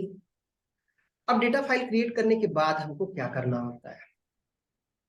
पहला काम तो हो गया, data file creation through importing of the outside sources, and second data entry from the raw data। SPSS केवल आपकी डेटा फाइल क्रिएट ही नहीं करता, SPSS आपको ये अवसर देता है कि आप अपने डेटा को रिफाइन कर सके। रिफाइन के लेवल पे आपके पास दो ऑप्शन होते हैं। आप डेटा को मॉडिफाई कर सके, डेटा को ट्रांसफॉर्म कर सके।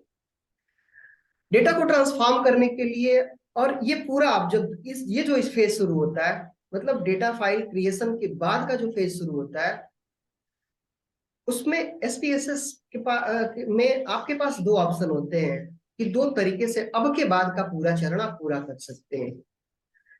डेटा फाइल क्रिएशन के बाद के सारे काम आप दो तरीके से कर सकते हैं। पहला है ड्रॉप डाउन मेथड और दूसरा है सिंटेक्स मेथड। हम यहाँ पे ड्रॉप डाउन मेथड को यूज कर रहे हैं, जहां हम कोई सिंटेक्स या कोई फार्मूला यूज नहीं कर रहे, हम केवल आइकन्स को और उनके टैब्स को यूज करते हुए आगे बढ़ रहे हैं। डेटा को मॉडिफाई करने के लिए हमको क्या करना होगा? फिर हम डेटा फाइल को ओपन करेंगे अब यहाँ हम दूसरी एक फाइल यूज करते हैं, फिर बंद करना होगा सर ने इसको।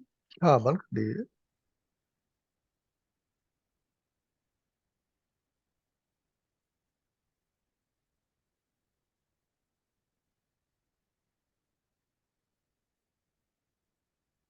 वहां तो मिनिमाइज करके काम चल जाएगा, यहाँ तो बंद जी करना वहां होगा। हो जाएगा सर। हम्म हम्म।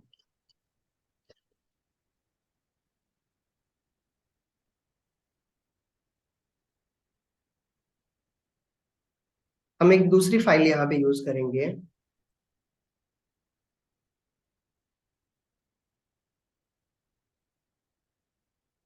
दिख रहा है सर?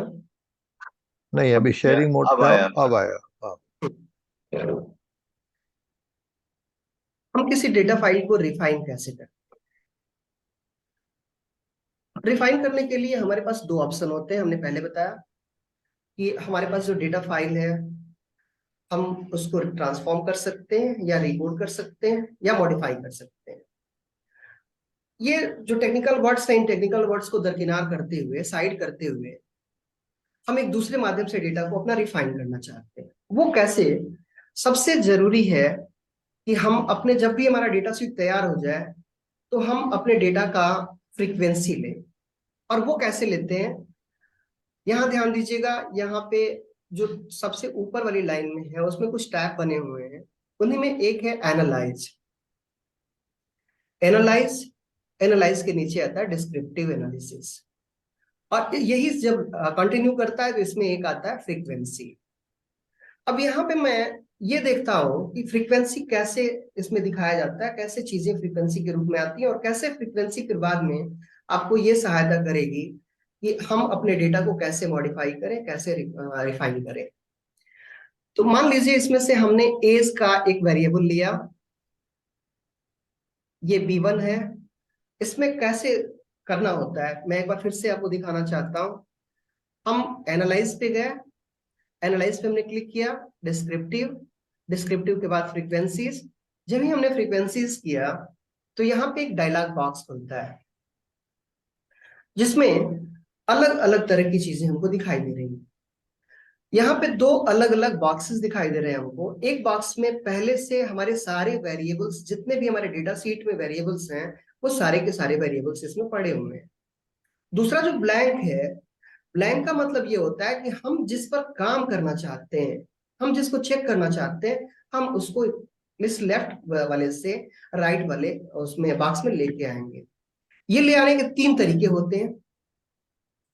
तरीका ये होता है कि हम इसको ड्रॉप करते हैं, हमको जो भी अपना वेरिएबल उठाना है, हम चाहें तो उस पर सिंगल क्लिक करके और इस एरो के थ्रू ले आ सकते हैं।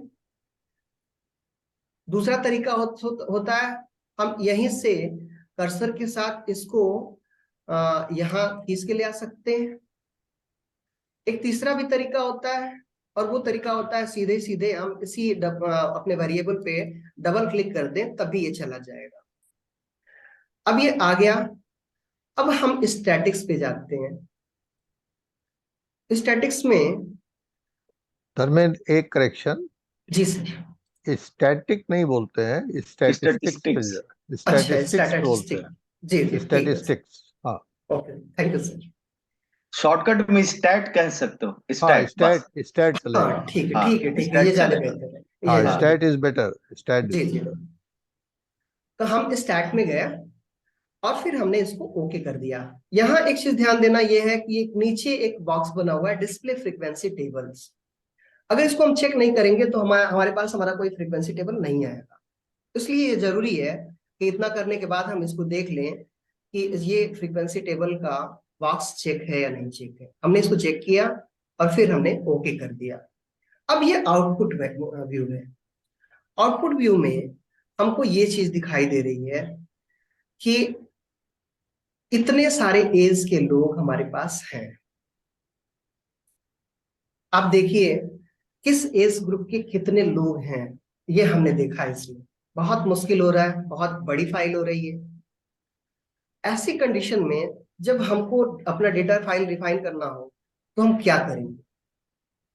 एक चीज तो आप फ्रीक्वेंसी टेबल से भी देख सकते हैं, क्योंकि ये एज का है, इस नाते बहुत सारे इसमें वेराइटीज हैं। ये बहुत लंबा है, लेकिन आप यहाँ पे ये देख जरूर लेंगे कि एज जो है वो कहाँ से कहाँ तक आ रही है। और उसको देखने के लिए हम क्या करेंगे, उसके लिए हम कुछ पैरामीटर्स की तरफ जाएंगे, कुछ टेस्ट की तरफ जाएंगे, हम उसको देखने का प्रयास करेंगे। और वो कैसे होगा, फिर हम उसी एनालाइज पे जाते हैं, डिस्क्रिप्टिव पे जाते हैं, फ्रीक्वेंसी सॉरी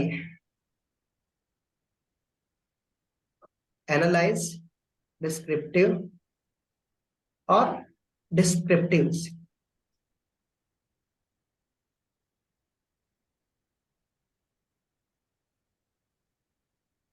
स्टैटिक्स, और यहाँ पे स्टैट बोलो। हाँ सॉरी स्टैट।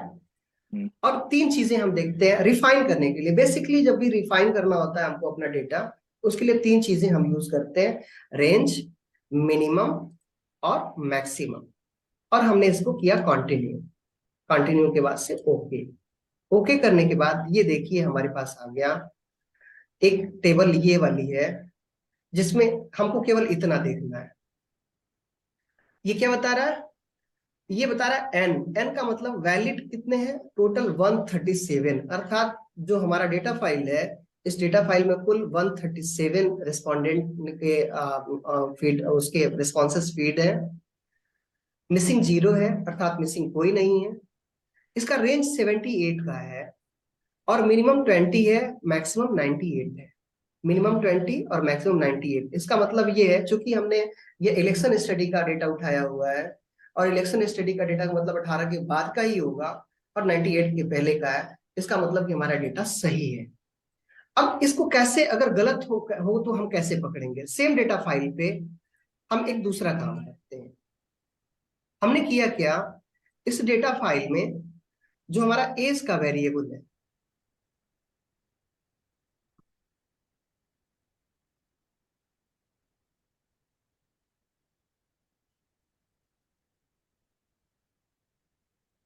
डेटा व्यू,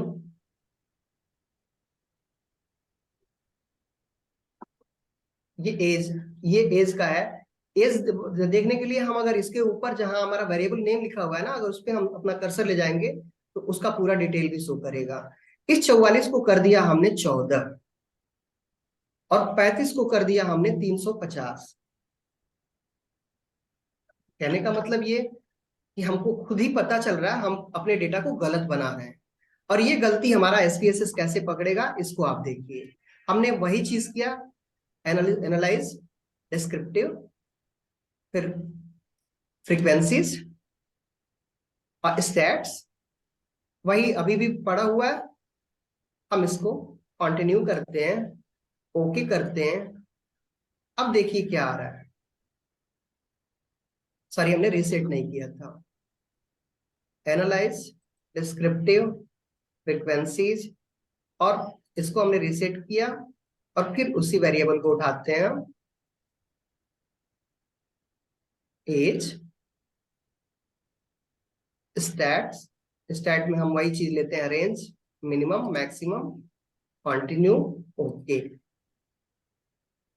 अब देखिए एज का वेरिएबल है ये, और इसका रेंज कहां तक जा रहा है, 336, मिनिमम इसका 14 और मैक्सिमम 350।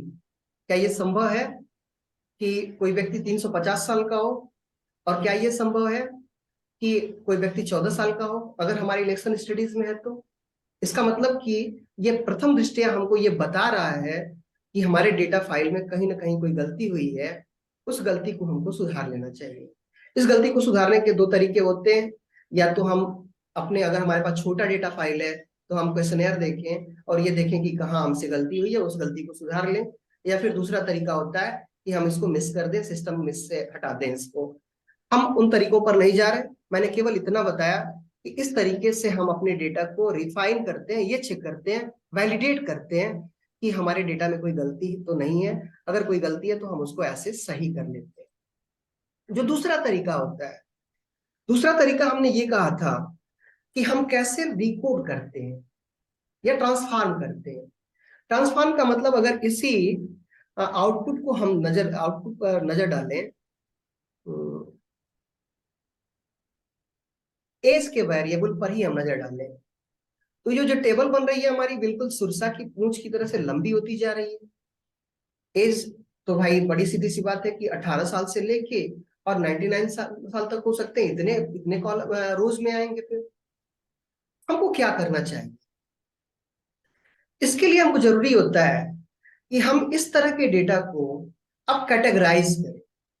और कैटेगराइज करने के लिए हमको क्या करना होगा? कैटेगराइज करने के लिए हमारे पास ऑप्शन है कि हम डेटा को रिकोड कर सकें और रिकोड करके एक नया वेरिएबल जनरेट करें। उसके लिए हमको क्या करना होगा? Transform, Recode. और रिकोड भी दो तरह से होता है, एक सेम वेरिएबल में और दूसरा डिफरेंट वेरिएबल में। एक बेहतर तरीका होता है कि हम डिफरेंट वेरिएबल में करें, इसलिए कि हमारे पास रोज की कमी नहीं होती, वेरिएबल्स के कॉलम्स की कमी नहीं होती, और हमारा पुराना फाइल भी बना रहता है, पुराना डेटा भी बना रहता है। इसलिए हम कभी ये सजेस्ट नहीं करते कि हम सेम वेरिएबल में जो ऊपर वाला कॉलम वो टैब दिया हुआ है हम उसके अकॉर्डिंग काम करें। हमें हमेशा ही ये करना चाहिए कि हम रिकोड इनटू डिफरेंट वेरिएबल, अर्थात हम उसको एक दूसरे वेरिएबल, अपने पुराने डेटा से हम एक नया वेरिएबल बनाएं। और उसके बाद फिर ये कैसे होगा? इसके लिए भी हमने वही चीज करनी है कि हम सबसे पहले अपना वेरिएबल सेलेक्ट करते हैं। वेरिएबल सेलेक्ट करते हैं, हम एज के वेरिएबल को ले रहे हैं। एज के वेरिएबल को लिया हमने,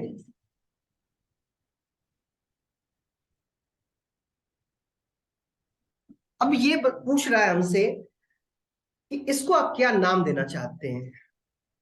पहले हमने B1 इसको लिखा था एज के वेरिएबल को, अब हम इसको लिखते हैं B1N, अर्थात B1 न्यू। और इसको हम कहते हैं एज B1N एज ग्रुप। हमने इसको चेंज कर लिया। अब चेंज करने के बाद हमको वैल्यूज देने हैं। पुराने वैल्यूज क्या थे और नए वैल्यूज क्या थे? तो पुराने वैल्यूज, अब हम यहाँ पे रेंज दे रहे हैं, रेंज 18 और 18 से 25।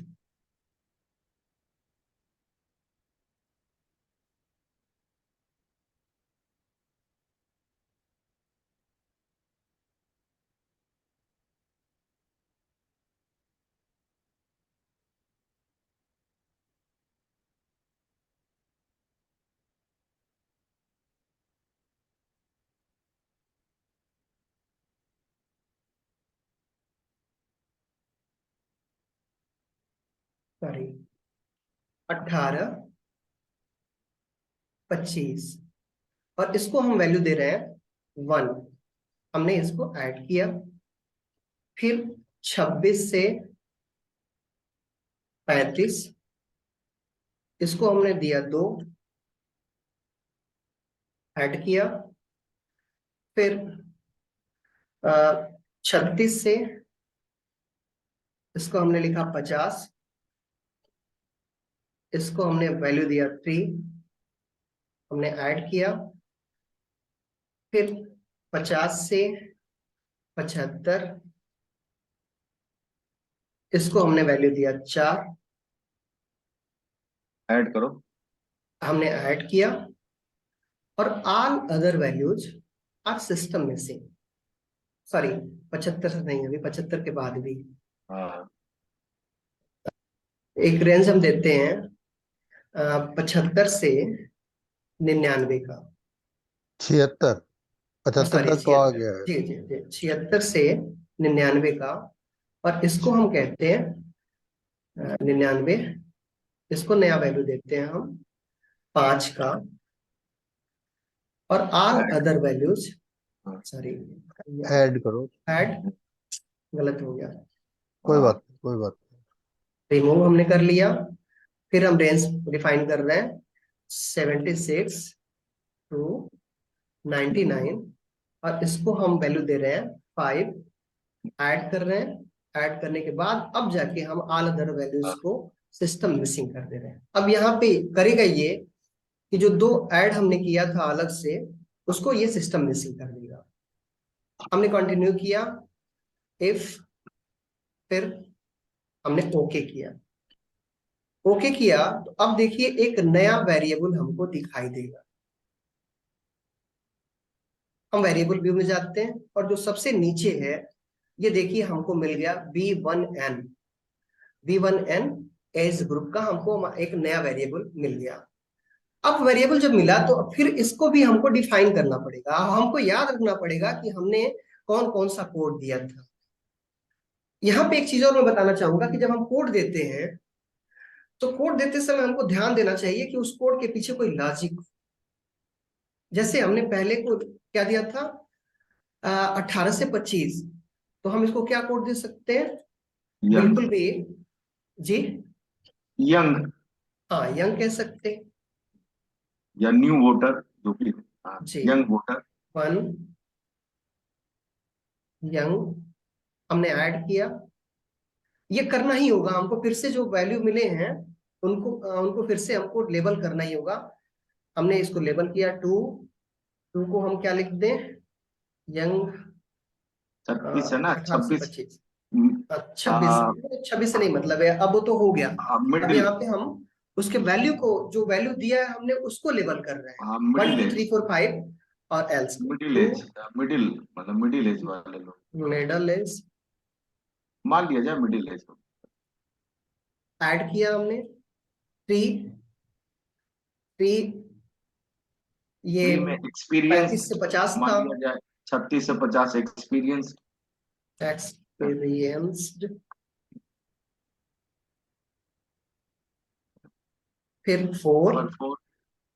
नंबर 4 हो गया। उसको और थोड़ा बेहतर जो हो सकता है वो डाल दिया जाए। एजेड कर दीजिए। हाँ, ये एजेड। एजेड। गलती एजेड होती है कर सर। दीजिए। हाँ, एजेड ये कर दीजिए। जी। हाँ। और 5 ओल्ड हो जाएंगे सब। जी ओल्ड। हमने इसको ओके किया। अब फिर हम इसका फ्रीक्वेंसी लेते हैं। Analyse descriptive statistics frequencies. हमने इसको रीसेट किया और रीसेट करके हम एक नया वेरिएबल उठा रहे हैं जो एकदम लास्ट में हमारा B1A। हमने इसको लिया और फिर स्टैटिक्स नहीं लेना है हमको, केवल फ्रीक्वेंसी लेना है। हमने ओके किया। ओके किया देखिए आउटपुट में जो हमारा एज का इतना बड़ा ग्रुप था, इतना बड़ा टेबल बन रहा था, वो देखिए कितने छोटे में आ गया। Young, middle, experienced, age, old and total. और यहाँ पे जो दो 18 से पहले का और 98 से बाद का, जिसको हमने कोड नहीं किया है, हमने उसको सिस्टम मिस का कमांड दिया था और वो सिस्टम मिसिंग के थ्रू वो वो 2 आ हमारे गया यहाँ पे, बाहर मिसिंग हो गया। सिस्टम में 2 आ गया। ठीक है। अब यहीं पे मैं एक चीज और बताना चाहूंगा, जब ये सिस्टम मिसिंग इसमें इंक्लूड हो जाता है तो हम अपने टेबल को पढ़ते कैसे हैं? टेबल को पढ़ने के लिए हमारे पास अब यहाँ 4 कॉलम हो जाते हैं। एक तो फ्रीक्वेंसी जो नंबर्स में आती है, दूसरा उसका परसेंटेज। और ये जो परसेंटेज होता है, जो पहला परसेंटेज का कॉलम है, ये हमारे टोटल अपने एन पे, टोटल एन का मतलब हुआ कि जो हमारा जो टोटल रेस्पोंडेंट था, जिनकी जिनकी एंट्री हमारे अपने डेटा सेट में हुई है, हम उन टोटल पर टोटल की संख्या ले गए। लेकिन जब वैलिड परसेंट की बात आती है तो वैलिड परसेंट का ये मतलब हुआ कि सिस्टम मिसिंग, अर्थात जो भी कुछ डेटा में एरर हुआ है, जो भी डेटा में गलतियां हुई हैं, सिस्टम ने उसको डेटा फील्ड से बाहर कर दिया है और जो कैलकुलेशन कर रहा है वो केवल उस डेटा पर कर रहा है जो डेटा सिस्टम के पास अवेलेबल है, अर्थात जो सिस्टम मिस नहीं है, और उसको वैलिड परसेंट कहते हैं। हमेशा ध्यान देना चाहिए कि जब भी हम अपने इस फाइंडिंग को कोट कर रहे हो कहीं, रिप्रेजेंट कर रहे हो कहीं, तो हम ये पूरा का पूरा टेबल हम नहीं रख सकते। हमको क्या रखना चाहिए? अगर बहुत जरूरी है तो फ्रीक्वेंसी रखिए, नहीं तो फ्रीक्वेंसी भी मत रखिए, केवल वैलिड परसेंट रखिए। ये ज्यादा बेहतर है इस डेटा को शो करने का। इसके माध्यम से दो चीजें कंफर्म हुई। पहली चीज तो ये कि हम कैसे अपने इस रेंज के माध्यम से, फ्रीक्वेंसी टेबल के माध्यम से कैसे हम अपने डेटा को रिफाइन करते हैं। दूसरी चीज हमने जाना कि कैसे हम नया वेरिएबल क्रिएट करते हैं, रिकोड के माध्यम से, ट्रांसफार्म के माध्यम से। एक और माध्यम होता है नया वेरिएबल जनरेट करने का, और वो तब होता है जबकि मान लीजिए हमारे डेटा फाइल में कुछ ऐसी चीजें हैं जिनमें बैटरी क्वेश्चंस है। बैटरी क्वेश्चंस का मतलब सवाल हमने एक ही पूछा था और उसके ऑप्शन भी, आंसर कैटेगरीज के ऑप्शन भी सेम है, लेकिन वो कई सवालों में बटा हुआ है। तो ऐसे सवालों को हम क्लब करते हैं और क्लब करके उसका एक दूसरा कमांड होता है, और वो कमांड होता है ट्रांसफॉर्म कंप्यूट कंप्यूट वेरिएबल। और उसके बाद फिर हम उसके थ्रू आगे बढ़ते हैं, हम इस पर नहीं जा रहे हैं फिलहाल। इसके माध्यम से हमने अपने इस जो हमारी स्लाइड थी, उस स्लाइड का हमने दूसरा फेज पूरा कर लिया। दूसरा फेज का मतलब कि डेटा मॉडिफिकेशन और डेटा ट्रांसफॉर्मेशन का कोर्स हमने ये फेज पूरा कर लिया। इसके बाद चीजें शुरू होती हैं एनालिसिस। एसपीएसएस एनालिसिस के लिए बहुत बड़ा फील्ड अवेलेबल कराता है। इतना बड़ा फील्ड है हमारे पास, आपने देखा कि हर चीज, हर कमांड हर चीज में पड़ा हुआ है। अब ये हमको पता होना चाहिए कि किस चीज के लिए हम क्या करेंगे। हमको कहाँ मीन निकालना है, कहाँ मोड निकालना है, कहाँ एसडी निकाल सकते हैं। और इस चीज के लिए हमको कुछ जानकारी होना जरूरी है कि हम डेटा एनालिसिस करेंगे कैसे। हमारे पास डेटा हो गया, हमने अपना डेटा रिफाइन कर लिया, हमने अपने डेटा के साथ जो चीजें कुछ नए वेरिएबल्स बनाने थे हमने वो बना लिया। अब हम एनालिसिस के सेक्शन में जा रहे हैं, गहरे एनालिसिस की तरफ जा रहे हैं। एनालिसिस के लिए कुछ बेसिक चीजों का जानना बहुत जरूरी है। जैसे कि एसपीएसएस में बेसिकली तीन प्रकार की, या बेसिकली स्टैट्स में तीन तरह की एनालिसिस की जाती है: यूनिवेरिएट, बाईवेरिएट और मल्टीवेरिएट। यूनिवेरिएट का मतलब ये होता है कि जब हम किसी सिंगल वेरिएबल के साथ अपने कैलकुलेशंस को करते हैं, मतलब कि हमारे इस पूरे स्टडी में कहीं भी कोई दूसरा वेरिएबल शामिल नहीं होगा, हम सिंगल वेरिएबल पर काम कर रहे हैं, ऐसी परिस्थिति को हम यूनिवेरिएट एनालिसिस कहते हैं। जब हमारे स्टडी में कम से कम दो वेरिएबल शामिल हो जाते हैं, दो से अधिक नहीं और दो से कम भी नहीं। अर्थात अभी हमने क्या देखा, अभी हम देख रहे थे एज, केवल एज के साथ कोई दूसरा वैल्यू या कोई दूसरा वेरिएबल हमारा अटैच नहीं हो रहा था। हमने केवल एक सिंगल वेरिएबल के साथ काम किया, वो यूनिवेरिएट एनालिसिस कही जाएगी। अब हम दो वेरिएबल के साथ काम करना चाहते हैं, दो वेरिएबल को एक साथ रख के स्टडी करना चाहते हैं, हम उसको बाईवेरिएट एनालिसिस कहेंगे। और जब हमारे पास वेरिएबल की संख्या दो से अधिक हो जाएगी, हम उसको मल्टीवेरिएट एनालिसिस कहेंगे। हर कंडीशन में हमारे स्टैट्स का जो तरीका है वो भी बदलेगा। अर्थात नॉर्मली जब हम यूनिवेरिएट की एनालिसिस कर रहे होंगे तो उस समय हम केवल डिस्क्रिप्टिव स्टेट्स का यूज करते हैं, और जब हम बाईवेरिएट और मल्टीवेरिएट की का स्टडी कर रहे होते हैं उस समय हम इन्फेरेंशियल स्टैट्स का भी यूज करते हैं। ये दोनों चीजें क्या होती हैं? बेसिकली डिस्क्रिप्टिव एनालिसिस में या डिस्क्रिप्टिव स्टैट्स में हमारा जो डेटा है, हम उस डेटा की का डिस्ट्रीब्यूशन चेक करते हैं। वो डेटा क्या कह रहा है हम ये नहीं देखते, डेटा कैसा है हम ये देखते हैं। अर्थात उसकी फ्रीक्वेंसी क्या है, उसका मीन क्या है, उसका मीडियन क्या है, उसका मोड क्या है, उसका रेंज क्या है, उसका एसडी क्या है, उसका वेरिएंस क्या है। हम केवल इतने चीजों से अपना वास्ता रखते हैं, हम किसी डेटा से कुछ कहलवाने का प्रयास नहीं करते।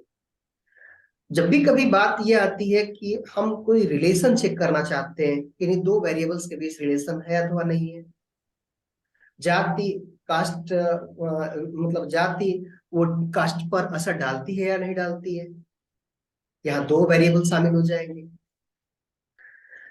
व्यक्ति की आयु उसके वोटिंग पैटर्न को प्रभावित करती है अथवा नहीं करती है, यहाँ दो वेरिएबल शामिल हो जाएंगे।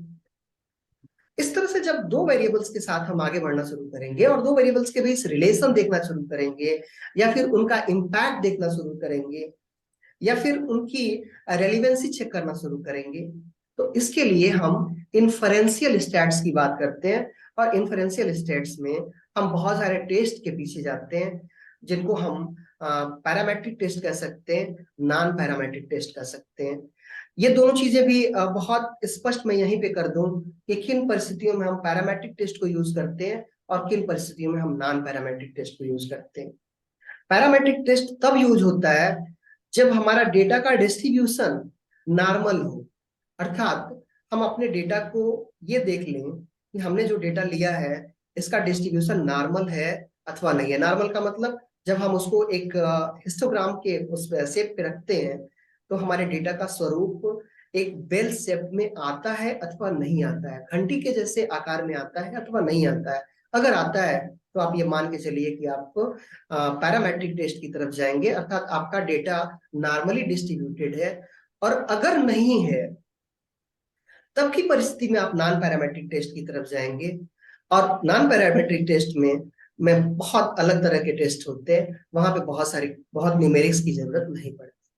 इसलिए हमको लगता है कि हम किसी भी कंडीशन में यूनिवेरिएट एनालिसिस कर रहे हो, बाइवेरिएट एनालिसिस कर रहे हो या मल्टीवेरिएट एनालिसिस कर रहे हो, हमको डिस्क्रिप्टिव और इन्फरेंशियल से अपना काम चलाना होता है। वो हम कैसे करते हैं, अब इसकी तरफ बहुत ना जाके हम कुछ छोटी चीजों की तरफ आपको लेके चलते हैं कि हम सॉरी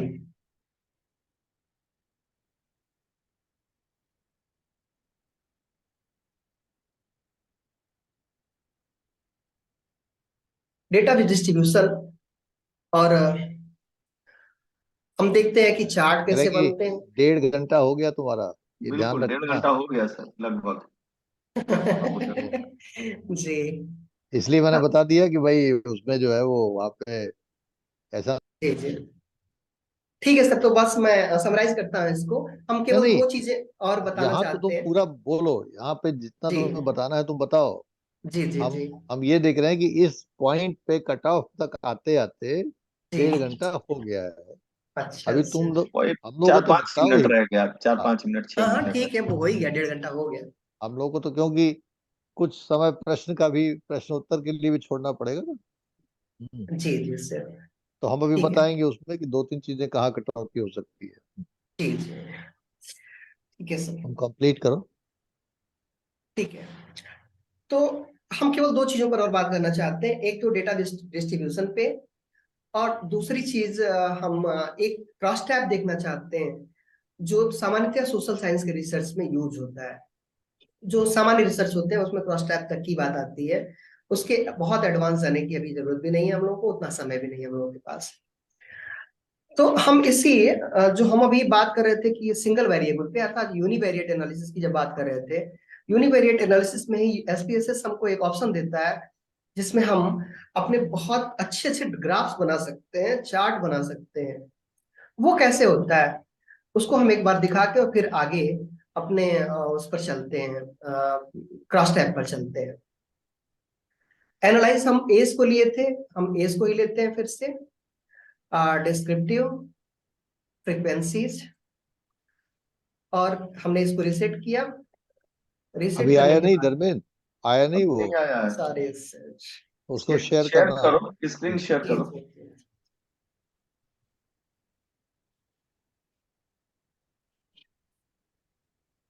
अभी आ गया।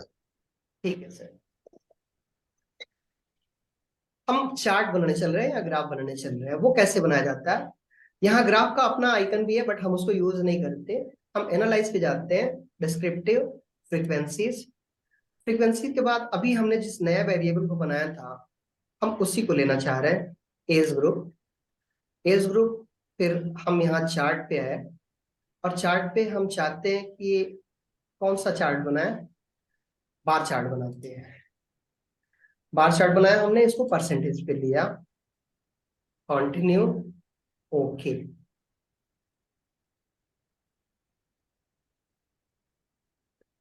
अगर यही चार्ट हमको मैनुअली बनाना होता तो हमको बहुत सारा समय लगता। अब देखिए, ये हमने इसको बस एक कमांड दिया और ये हमको चार्ट बना के दे देता है।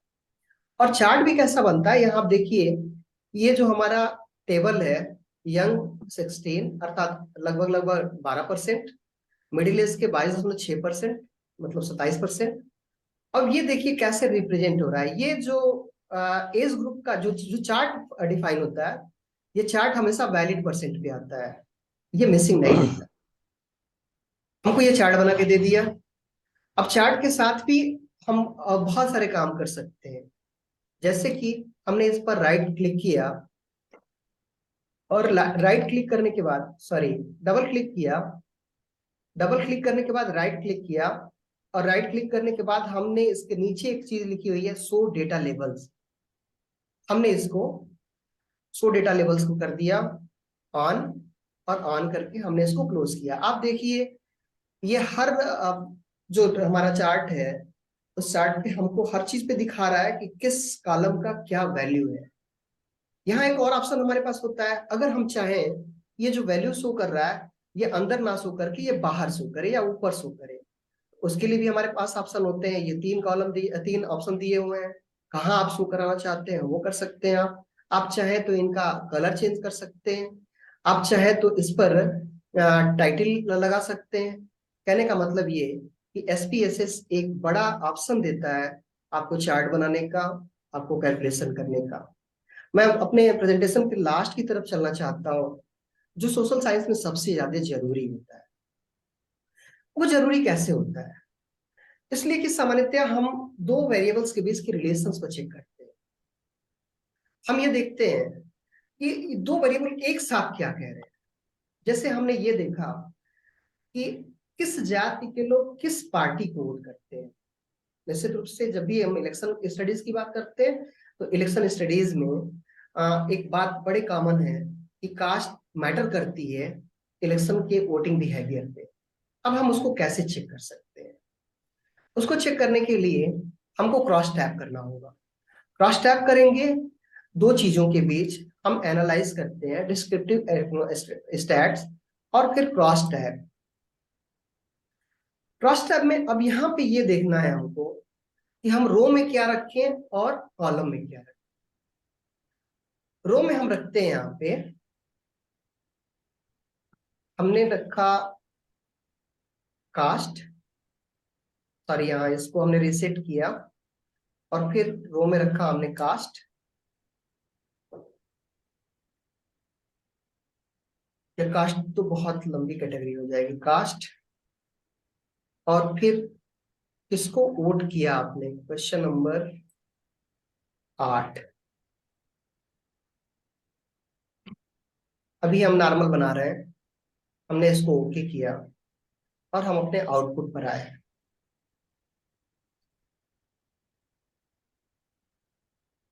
हम जब ही आउटपुट पर आते हैं, तो यहाँ हमको अभी कोई परसेंटेज शो नहीं कर रहा है, इसलिए कि हमने परसेंटेज का सेल ऑन नहीं किया था।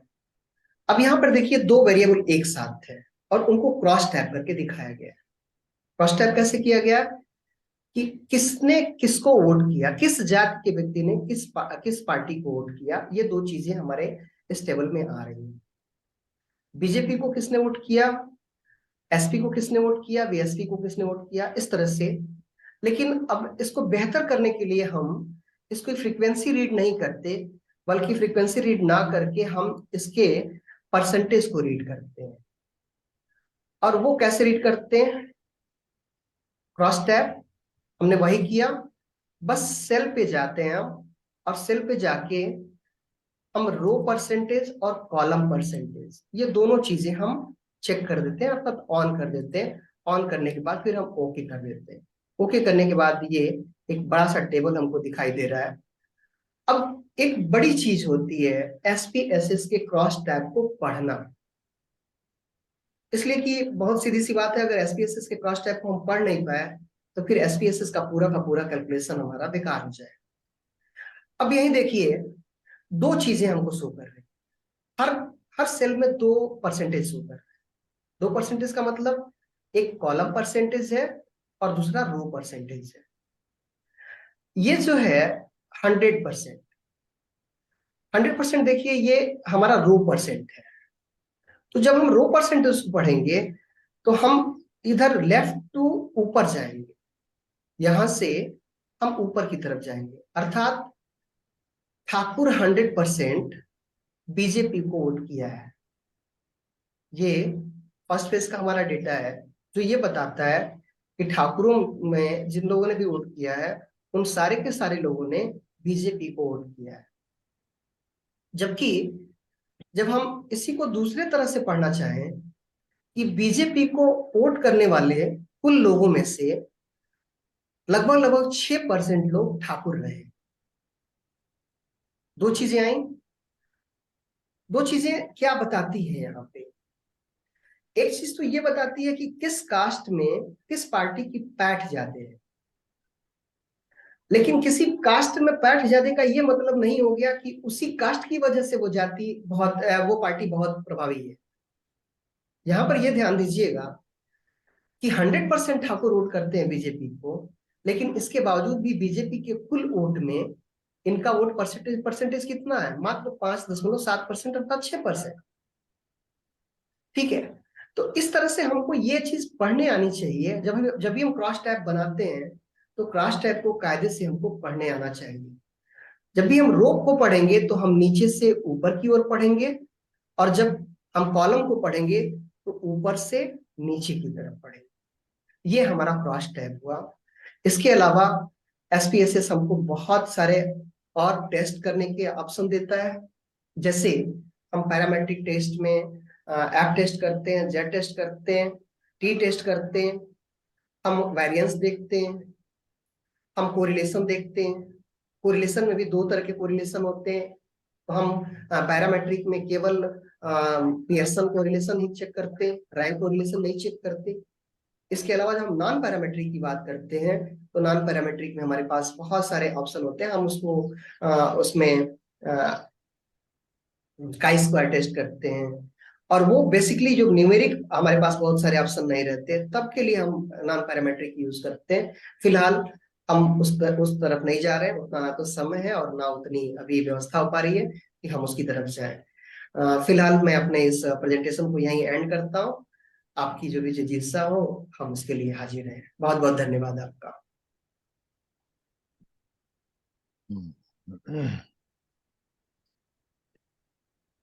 हाँ 1.5 घंटा हुआ सर। हाँ, 1.5 घंटा। 6:07 अब 1.5 घंटा हुआ। अब 1.5 घंटा हुआ। क्योंकि वो 4:35-36 हो गया था तो 1.5 घंटा अच्छा। हुआ। जी सर। हाँ, तो क्या है संजय जी आपकी प्रतिक्रिया? नहीं ठीक है। मुझे लगता है अगर थोड़ा समय कम करना है तो जो सबसे इनिशियल पार्ट है, मुझे लगता है हाँ। उसमें थोड़ा सा कम किया जा सकता है, 5-7 मिनट, ज्यादा नहीं, 5-7 मिनट का। बस बाकी इसमें तो कुछ इनिशियल कम किया नहीं जा सकता है। इनिशियल जैसे पार्ट में क्या चीज कम की जा सकती नहीं, है? जो इंट्रोडक्टरी पार्ट जो था थोड़ा सा उसमें कट शॉर्ट हम्म किया जा सकता है। ये डिपेंड करता है वहां कितना समय मिलेगा। मान लीजिए अगर नहीं, 1.5 ही घंटा मिलता है समय तो देखिए हम समझते हैं कि to be on the safer side 1 घंटे का मान के चलना चाहिए। तो फिर क्योंकि मुझे वो लगता है कि पूरी इंट्रोडक्शन वहां वाला पे जो। जी सर। पूरी वहां पे फौज जमा की हुई है उन्होंने। वो बताया धर्मेंद्र जी ने कि काफी वहां पे लोग ये भी आ रहे हैं तो वो भी आ रहे हैं। अब वो लोग वहाँ क्या करेंगे उस मेथोडोलॉजी की वर्कशॉप में जो कि उससे कनेक्टेड नहीं है, आई डोंट नो। लेकिन उनका जो लगता है वो, मुझे यही लगता है कि थोड़ा सा शोशा वाला ज्यादा है। तो ऐसा ना हो जी कि जी जी। जो, क्योंकि अगर मुझे धर्मेंद्र के आज के प्रेजेंटेशन को रेट करना हो तो मैं यही कह सकता हूँ कि it is going to be one of the best presentations there. और बहुत ही मतलब कैप्टिवेटिंग प्रेजेंटेशन रहा हर स्तर पे, भाषा के स्तर पे भी, और उसके प्रेजेंटेशन मतलब सीक्वेंशियल जो चीज है वो बहुत ही शानदार। दो तीन चीजें बस बहुत ही प्रिलिमिनरी जो मुझे लगी कि क्योंकि हॉल टाइप का होगा मेरे ख्याल से वहां पे, तो जी स्लाइड में जो तुमने 3 कलर यूज किए हैं, येलो, ब्लू और ग्रीन, जी सर। इनकी विजिबिलिटी ठीक नहीं है। अच्छा, मैं बदल देता हाँ। हूँ सर इसको। हाँ, तो एक चीज तो ये नोट कर लो कि येलो, ब्लू, और मैं देख रहा था हर स्लाइड में येलो तो तो जल्दी दिखता ही नहीं है, रेड कर लीजिए। नहीं, ग्रीन अच्छा मतलब अच्छा की। हाँ। ब्लू और ग्रीन भी नहीं दिख रहा है अच्छे से। जी जी जी अच्छा जी। तो अच्छा। हाँ भाई, छोटा होता है, मान लीजिए एक छोटा सा कमरा है, उसमें लगा हुआ सब लोग देख रहे हैं। लेकिन अगर हॉल है तो उसमें जितना तुम्हारा फॉन्ट साइज बड़ा हो सके, और जी। ये कलर जो चेंज हो सके, येलो, ब्लू और ग्रीन, ये तीनों फीबल विजिबिलिटी है इसकी। अच्छा तो अच्छा। एक सजेशन तो ये है जो कि रिगार्डिंग स्लाइड्स है। दूसरा सजेशन ये है कि जब वेरिएबल व्यू और डेटा व्यू को तुमने इंट्रोड्यूस किया, जी। तो वहां पे मुझे लगता है कि उसका introductory part without the variable view visible दिखा रहे हैं, जी जी जी सर। नहीं मजा आ रहा है ना? क्योंकि जो लोग एकदम जीरो हैं उसमें वो समझ ही में नहीं आ रहा है कि ये किसकी बात कर रहे हैं। तो जब वेरिएबल व्यू और डेटा व्यू को इंट्रोड्यूस करो, उसके पहले वो चीज वहां प्रकट होनी चाहिए। तुम्हारा डेटा टेबल जो है कि भाई ये वेरिएबल व्यू है, इसको वेरिएबल व्यू कहते हैं, इसको डेटा व्यू कहते हैं, उसका थ्योरेटिकल एक्सपोजिशन करने की जरूरत नहीं है। वो टाइम वेस्टिंग एक्सरसाइज है, उसमें लोग डिसइंटरेस्टेड हो जाएंगे। अच्छा। तीसरी चीज जो है कि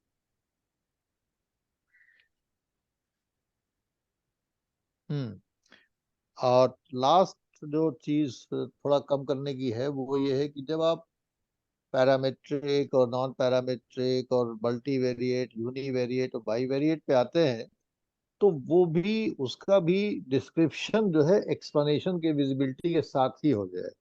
कि देखिए ये, हाँ, ये जो है इसको कहते हैं सिंगल यूनिवेरिएट, इसको कहते हैं बाईवेरिएट एनालिसिस, इससे क्रॉस टैब पे आते हैं, और ये मल्टीवेरिएट है जो कि उसमें मल्टीवेरिएट को बस धीरे से कर दिए, जब आप कई वेरिएबल्स के साथ डील करते हैं तो वो फिर मल्टीवेरिएट हो जाता है, उसमें बहुत ज्यादा उलझाने की जरूरत नहीं है उन लोगों को।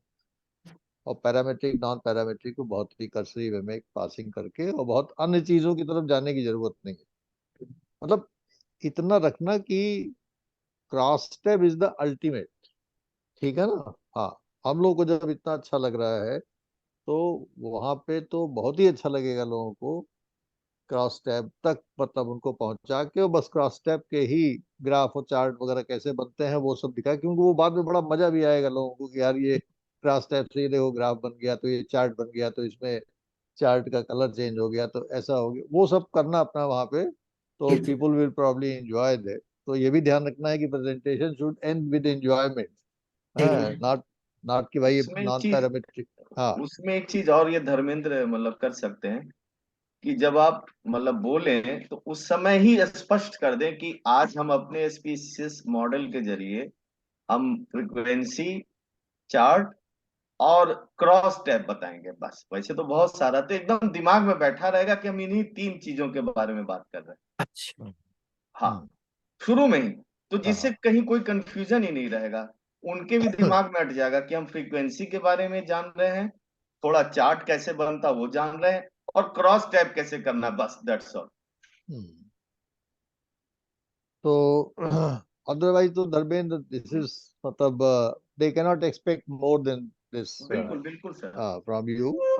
और बहुत ही शानदार बनाया है तुमने। और सबसे बड़ी चीज होती है ना कि आप अपनी बात को समझा पाए, जी। जो आप प्रेजेंट कर रहे हैं वो एक सहज भाषा में समझा पाए। और सबसे खूबसूरत बात इस प्रेजेंटेशन की यही रही है कि एकदम प्रवाह पूर्ण रहा है, मतलब जैसे नदी की धारा बह रही है। वो भाई इतना कठिन चीज होता है एसपीएसएस, तरह तरह के नए नए टर्म्स होते हैं, लेकिन जिस तरीके से तुमने अपने पूरे चीज को डिमॉन्स्ट्रेट किया है, उसको जिस तरह से अलाइन किया है अपने पीपीटी के साथ, मैं समझता हूँ दैट इज जस्ट अमेजिंग, बहुत बढ़िया।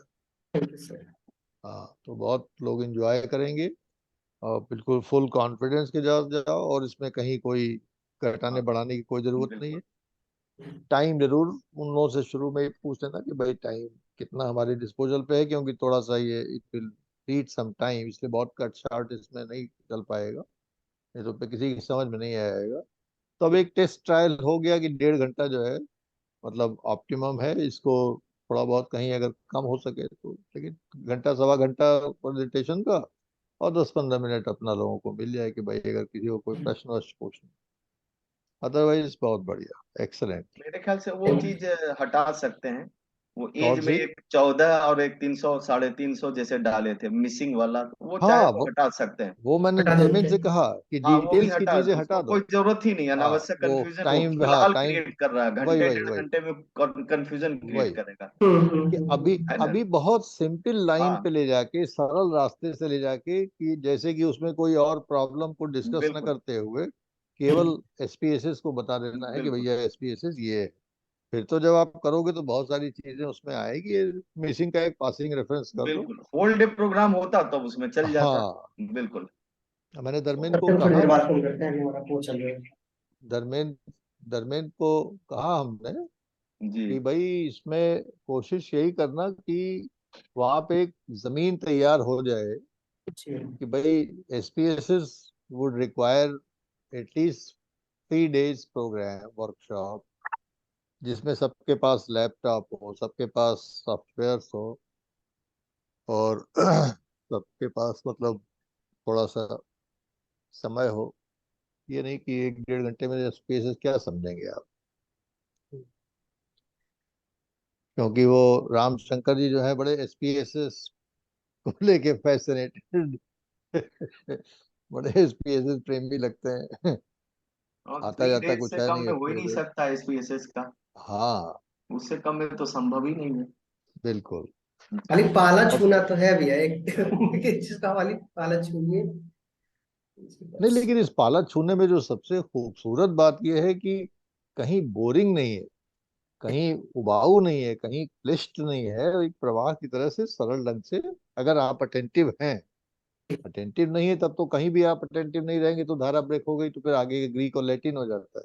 लेकिन जो आदमी अटेंटिव है, सुन रहा है उसको कायदे से, वो तो फिर बहुत ही प्रभावपूर्ण रहा है, कोई उसमें कमी नहीं रही है। तो बिल्कुल तुम अपने फुल कॉन्फिडेंस से आज वो करो, सो विश्राम करो, इतना इत्मीनान से, ज्यादा आज मेहनत मेहनत ना करो। अब तुम्हारा सब तैयार है। हाँ, और अब गो विद रिलैक्स माइंड। वो तो भाई हम लोगों का आदत ऐसी है कि जब तक हम लोगों का हो नहीं जाता है तब तक यही लगता रहता है कि यार और तैयार कर लेते हैं, और थोड़ा वो कर लेते हैं। तो हमारी तरफ से तो भाई 100 out of 100 थैंक तुम्हारे यू सर। प्रेजेंटेशन। हाँ। सर संजय भैया। हाँ नहीं नहीं, बिल्कुल उसमें बिल्कुल कोई बात ही नहीं है। फिर भी 1% की गुंजाइश मैं हमेशा देता हूँ, इसलिए 99 ही मैं दूंगा। अच्छा, मैं एक चलिए। परसेंट हमेशा बचा के रखना चाहिए तुम्हारे नहीं, इम्प्रूवमेंट के ठीक लिए। है, आप बिल्कुल सही मास्टर है। है ना सर, गुरु हो गए हैं आप, मास्टर है तो पूरा कट पे करेंगे। नहीं ठीक है भैया, मैं करता हूँ सर। नहीं नहीं, वो तो देखो इम्प्रूवमेंट के चांसेस, मैंने धर्मेंद्र को यही बोला कि ये तुम्हारे लिए भी बहुत अच्छा है और सेंटर के फ्यूचर एसपीएसएस प्रोग्राम के लिए बहुत अच्छा है कि बहुत अच्छी एक मॉक ड्रिल हो जाएगी। इसीलिए जब इन्होंने हमको दिखाया कल या परसों कब अपना प्रिपरेशन, परसों तो हमने दिखाई थी कहा सर। भाई हाँ परसों, तो हमने कहा भाई I think it will be a good idea. क्योंकि अब इस तरह से तो उतना समझ में नहीं आ रहा है, तो हमको दिखा रहे हो, लेकिन जब तुम पूरा फुल प्रेजेंटेशन करोगे as if you are presenting there, मैं और संजय जी ही रहेंगे, तो हम लोग को देखो कैसा लगता है। अगर हम लोग को अच्छा लगा, हम लोग भी तो नवाइसी हैं एसपीएसएस में, कुछ आता जाता है नहीं, तो अगर हम लोगों को समझ में आ गया तो हम मान लेंगे कि भाई वहां पे भी लोगों को समझ में आ जाएगा। तो that way it is well done.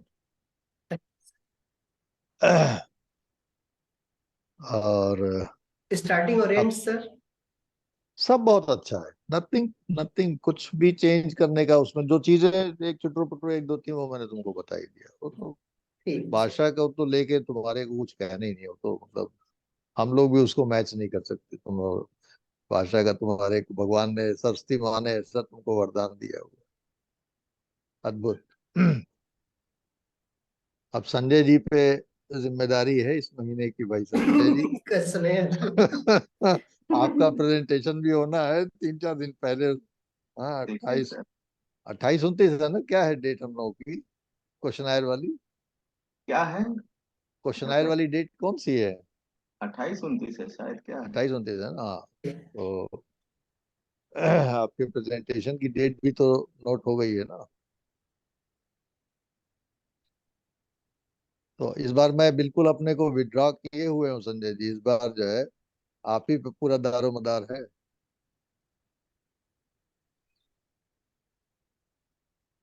तो खूब अच्छे से तैयार करिए, और उसका पूरा एक शेड्यूलिंग भी, मतलब वो तैयार करिए कि क्या क्या चीजें उसमें डिस्कस की जाएंगी। हाँ, ताकि वो शेड्यूल बनाने में उसको लिखा जा सके कि भाई ये चीजें हम लोग डिस्कस करेंगे। और ये अपने सेंटर के लिए बहुत अच्छा है कि हम लोग खुद कुछ कुछ चीजों में सब लोग अपने एक्सपर्टाइज, जैसे मैंने राइटिंग वाले में भाई थोड़ा हम अपने लगे हुए हैं, धर्मेंद्र SPSS तैयार कर ले, आप इधर अपना वो करिए कुछ एक्सपर्टाइज। और अभी आपने सब अपने यहाँ कराया ही हुआ है, फील्ड वर्क वगैरह तमाम बता रहे थे आप, क्वेश्चन आयर बनवाया है। धीरे धीरे इट्स ग्रेजुअल लर्निंग प्रोसेस, मैं समझता हूँ कि ऐसे ही सेंटर आगे बढ़ेगा। और आज 10 तारीख हो गई, मुझे वो हम लोगों ने तय किया था कि भाई शोधार्थी का सर। टीम बोला जी। शोधार्थी के आर्टिकल्स और थीम्स के बारे में, क्योंकि जितना ही डिले होगा फिर उतना ही उसके प्रकाशन में भी डिले होगा। अब मैं हड़बड़ तड़बड़ करके सब जो है करके बैठा हूँ, और कमल जी आज आए नहीं। हम्म, आज जबकि मंडे है, उसकी छुट्टी ठीक होगी। है, आज घर ही था वो। लेकिन हो सकता है कि आज कोई उनका साथी शायद नहीं आ रहा है छुट्टी पे, तो आज उनको जाना पड़ा हो। उनका एक है ना कलीग, 2 लोग हैं, आज जी एक छुट्टी पे सर। चल रहा है।